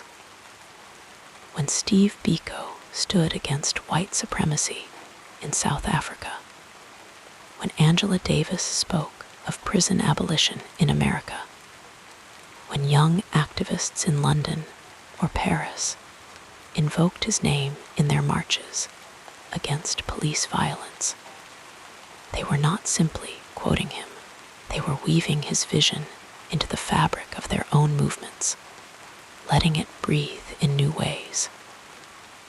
Even those who never met him felt his presence. A poet scribbling in a notebook late at night, their words sharp and urgent, might not realize how closely their rhythm mirrors his cadence. A filmmaker framing a scene of resistance might not consciously recall his speeches, but the fire behind the images burns with the same intensity. His influence is in the DNA of hip-hop, in the defiant verses of Public Enemy, in the quiet power of Kendrick Lamar's lyrics, in the way young artists today still sample his voice, not as nostalgia, but as a reminder that the fight is not over. And then there are the institutions, the quiet, steady work of keeping his legacy alive. The Malcolm X and Dr. Betty Shabazz Memorial and Educational Center, standing in the very building where he once spoke, where he was taken too soon, a place where people gather not just to remember, but to learn, to organize, to dream. The schools and community centers that bear his name, where children who never knew him are taught to walk with the same pride he demanded for his people. These are not just tributes, they are living extensions of his mission, proof that his work did not end with him. But just as his ideas have been embraced, they have also been challenged, reshaped, sometimes even softened by time. The Malcolm X of the 1960s, unyielding in his critique of white supremacy, has been reinterpreted by some as a symbol of unity. His later evolution toward a more inclusive vision emphasized over his earlier, fiercer stance. Some have tried to smooth the edges of his legacy, to make him more palatable, less threatening. And yet, for those who truly listen, his message remains unchanged at its core. Justice is not given, it is taken. Freedom is not begged for, it is demanded. In the modern movements that bear his imprint, Black Lives Matter, the fight for reparations, the global push for racial and economic justice, you can still hear his voice if you listen closely when protesters chant, "By any means necessary." They are not just repeating a slogan, they are invoking a philosophy, a refusal to accept the limits placed upon them. When young activists today speak of self-defense, of community empowerment, of the need to tell their own stories without apology, they are walking the path he helped to pave. And then there are the quieter ways his presence lingers. A father reading his autobiography to his son, not as a history lesson, but as a mirror. A teenager scrolling through speeches on their phone, feeling something stir in their chest for the first time. His words were never just for his time. They were seeds planted for futures he would not live to see. As you drift deeper into sleep, think of all these threads, stretching across decades, across borders, across generations. They do not always connect neatly, and sometimes they tangle, fray, or even break, but they are there, invisible but unbroken, tying his story to ours. The world has changed since he walked it, but the core of what he fought for, dignity, justice, the right to breathe free, remains as urgent as ever. And so his legacy is not a closed book, but an open hand reaching forward. It is in the student who stays up late writing a paper about him, in the musician who samples his voice into a protest song, in the elder who still remembers where they were when he spoke. It is in the quiet moments, the uncelebrated acts of resistance, the small, daily choices to stand tall in a world that would rather you bend. The night is heavy now, the air thick with silence. Let yourself imagine, just for a moment, all those lives touched by his, like ripples in a pond, spreading wider and wider, touching shores he never saw. His work is not done, but neither is yours, and as sleep pulls you under, know that the story continues in you, in the world waiting beyond your dreams, in the tomorrow that is already stirring at the edges of the night. Rest now. The fight will still be there in the morning, and so will his voice, steady as a heartbeat, reminding you that you too are part of this long, unbroken line. Wrapped in the comfort of these words, we'll drift together into the next part of this soothing biography. There are stories that grow in the telling, shaped by time and memory, softened at the edges or sharpened to fit the needs of those who repeat them. Malcolm X is no exception. His life, so fiercely lived, has been smoothed into neat categories, radical or redeemed, militant or mellowed, a man of fire or a man of peace. But the truth, as always, is more complicated, more human than the myths would have us believe. One of the most persistent misunderstandings is that Malcolm X was only ever a figure of anger, a voice of division rather than unity.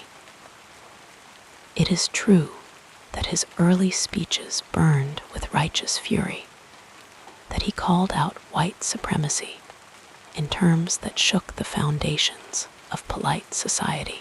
But to reduce him to anger alone is to miss the depth of his love for his people, for justice, for truth. His fire was not destruction for its own sake, but the kind that clears the ground for something new to grow. He spoke sharply because the wounds of racism were sharp, and he refused to dull their sting with gentle words. Another myth is that his journey was a straight line, a simple arc from militant separatist to universalist humanitarian.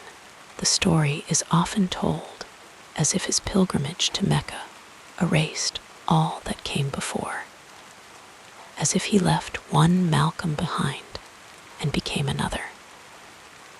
But the truth is more layered. His beliefs evolved, yes, but they did not cancel one another out. The Malcolm who spoke of global brotherhood after Mecca was the same man who had spent years building black self-reliance in America. He did not abandon his critique of racism, he expanded it, seeing it now as part of a larger system of oppression that crossed borders and colors. Then there is the way his relationship with the Nation of Islam is often framed, as if he simply walked away from Elijah Muhammad's teachings without a backward glance. The reality was far messier, far more painful. The nation had been his family, his salvation after the chaos of his youth. Leaving, it was not just a political break. It was a personal rupture, a tearing away from the structure that had given him purpose. And yet, even after the betrayal, the surveillance, the threats, he spoke of that time with a certain gratitude. He had been honed there, shaped into a thinker, a leader.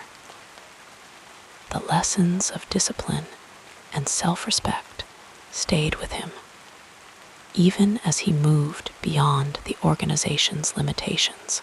Perhaps the most overlooked aspect of his life is the quiet, daily work that filled it, the hours spent in study, in conversation, in listening. The public remembers the speeches, the debates, the bold declarations. But Malcolm was also a man who read deep into the night, who filled notebooks with thoughts on history and philosophy, who understood that revolution required more than passion. It required knowledge. He was a teacher as much as a preacher, urging his audiences to educate themselves, to question everything.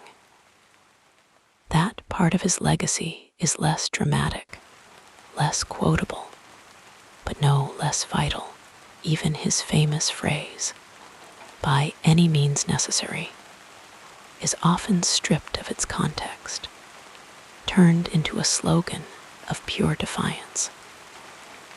But when he spoke those words, he was talking about the right to self-defense, to dignity, to survival in a world that denied Black people all three. He was not advocating violence for its own sake, but the refusal to accept oppression passively. And yet, in the years since, the phrase has been used to paint him as reckless, as if he had no strategy, no deeper vision. But Malcolm was always thinking, always calculating the next move, weighing the costs. And what of his later years, when he began to speak more openly about coalition building, about linking the struggle of Black Americans with movements across the globe?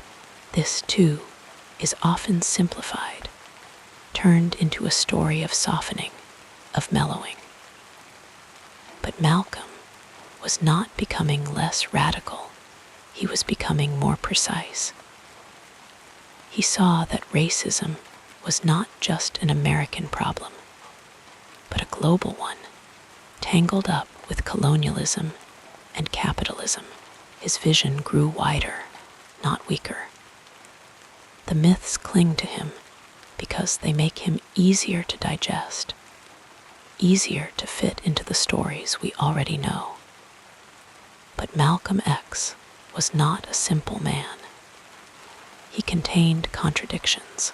Like all of us, he could be uncompromising, and yet willing to learn, fierce in his convictions, but open to change. He was a man who lived many lives in one street hustler, prisoner, minister, activist, pilgrim, and each phase left its mark on him. So when we hear his words today, echoing through time, we must listen closely, beyond the sound bites and the simplifications. We must hear the man who laughed with his children, who wrote letters to friends, who knew the weight of fear but refused to be ruled by it. We must remember that legacies are not static things. They breathe, they shift, they grow in the retelling. And his, like all great legacies, refuses to be pinned down. The night is long, and the air is soft with the weight of unspoken stories. But somewhere, even now, someone is reading his words, tracing the path he walked, finding in him not just a symbol, but a human being flawed, searching, relentless. And in that act of remembering, the myth gives way to something richer, something truer. So let the words settle around you like a quiet exhale, like the slow folding of wings. The story is not finished. It never is. And as sleep carries you away, know that the work of understanding continues in dreams, in waking, in the slow unraveling of all the stories we've been told. Rest now. The morning will come, and with it, another chance to listen. Now, as we continue our gentle journey through this remarkable life, let us explore the next chapter. Malcolm X's life was a journey of transformation, a winding path illuminated by the fire of conviction, and the quiet, steady light of self-discovery, his story does not fit neatly into simple categories because he refused to stand still, always evolving, always questioning, always reaching for something deeper. From the streets of Omaha to the prisons that became his classrooms, from the disciplined ranks of the Nation of Islam to the expansive vision of global human rights, his voice carried the weight of lived experience, sharpened by struggle and softened by the love he held for his people. Even now, decades after his passing, his words ripple through time, stirring thought, inspiring action, demanding that we look beyond the surface. He taught that freedom was not a gift to be given, but a truth to be claimed, and that education was the key to unlocking it. His speeches were not just calls to anger, though they burned with righteous fury. They were calls to awareness, to self-respect, to the unshakable belief that change was possible. And in his final years, after the pilgrimage to Mecca opened his heart to a broader vision of unity, he showed us that growth is the truest mark of courage. Today, his legacy is carried in many ways in the classrooms where students dissect his autobiography, in the protests where his name is invoked beside the demands for justice, in the quiet moments when someone, somewhere, picks up his words and feels less alone. He is remembered not as a perfect man, but as a real one, a father who kissed his daughters goodnight, a thinker who wrestled with doubt, a leader who paid the highest price for his convictions. The myth of Malcolm X has been polished by time, but beneath it lies the flesh and blood truth of a man who loved deeply, fought fiercely, and never stopped searching. His influence lingers in the way we speak about race, power, and resistance. It hums in the determination of activists who refuse to accept injustice as inevitable. It whispers in the ears of those who dare to reinvent themselves, to shed old skins and step into new understandings. He taught us that identity is not fixed, that we have the right to outgrow our pasts, to redefine ourselves on our own terms. And in a world that still grapples with division, his later message of solidarity across color lines feels as urgent as ever. But perhaps his greatest gift was his insistence on truth, no matter how uncomfortable, no matter how inconvenient. He did not offer easy answers or soothing lies. He demanded that people see the world as it was, so they could imagine what it might become. That honesty, that refusal to look away, is why his voice still resonates. It is why a young person today, flipping through his speeches or watching grainy footage of his interviews, might feel as though he is speaking directly to them. Across all the years, the night stretches on, cradling the world in its quiet embrace. Somewhere, a book lies open on a bedside table, its pages filled with his words.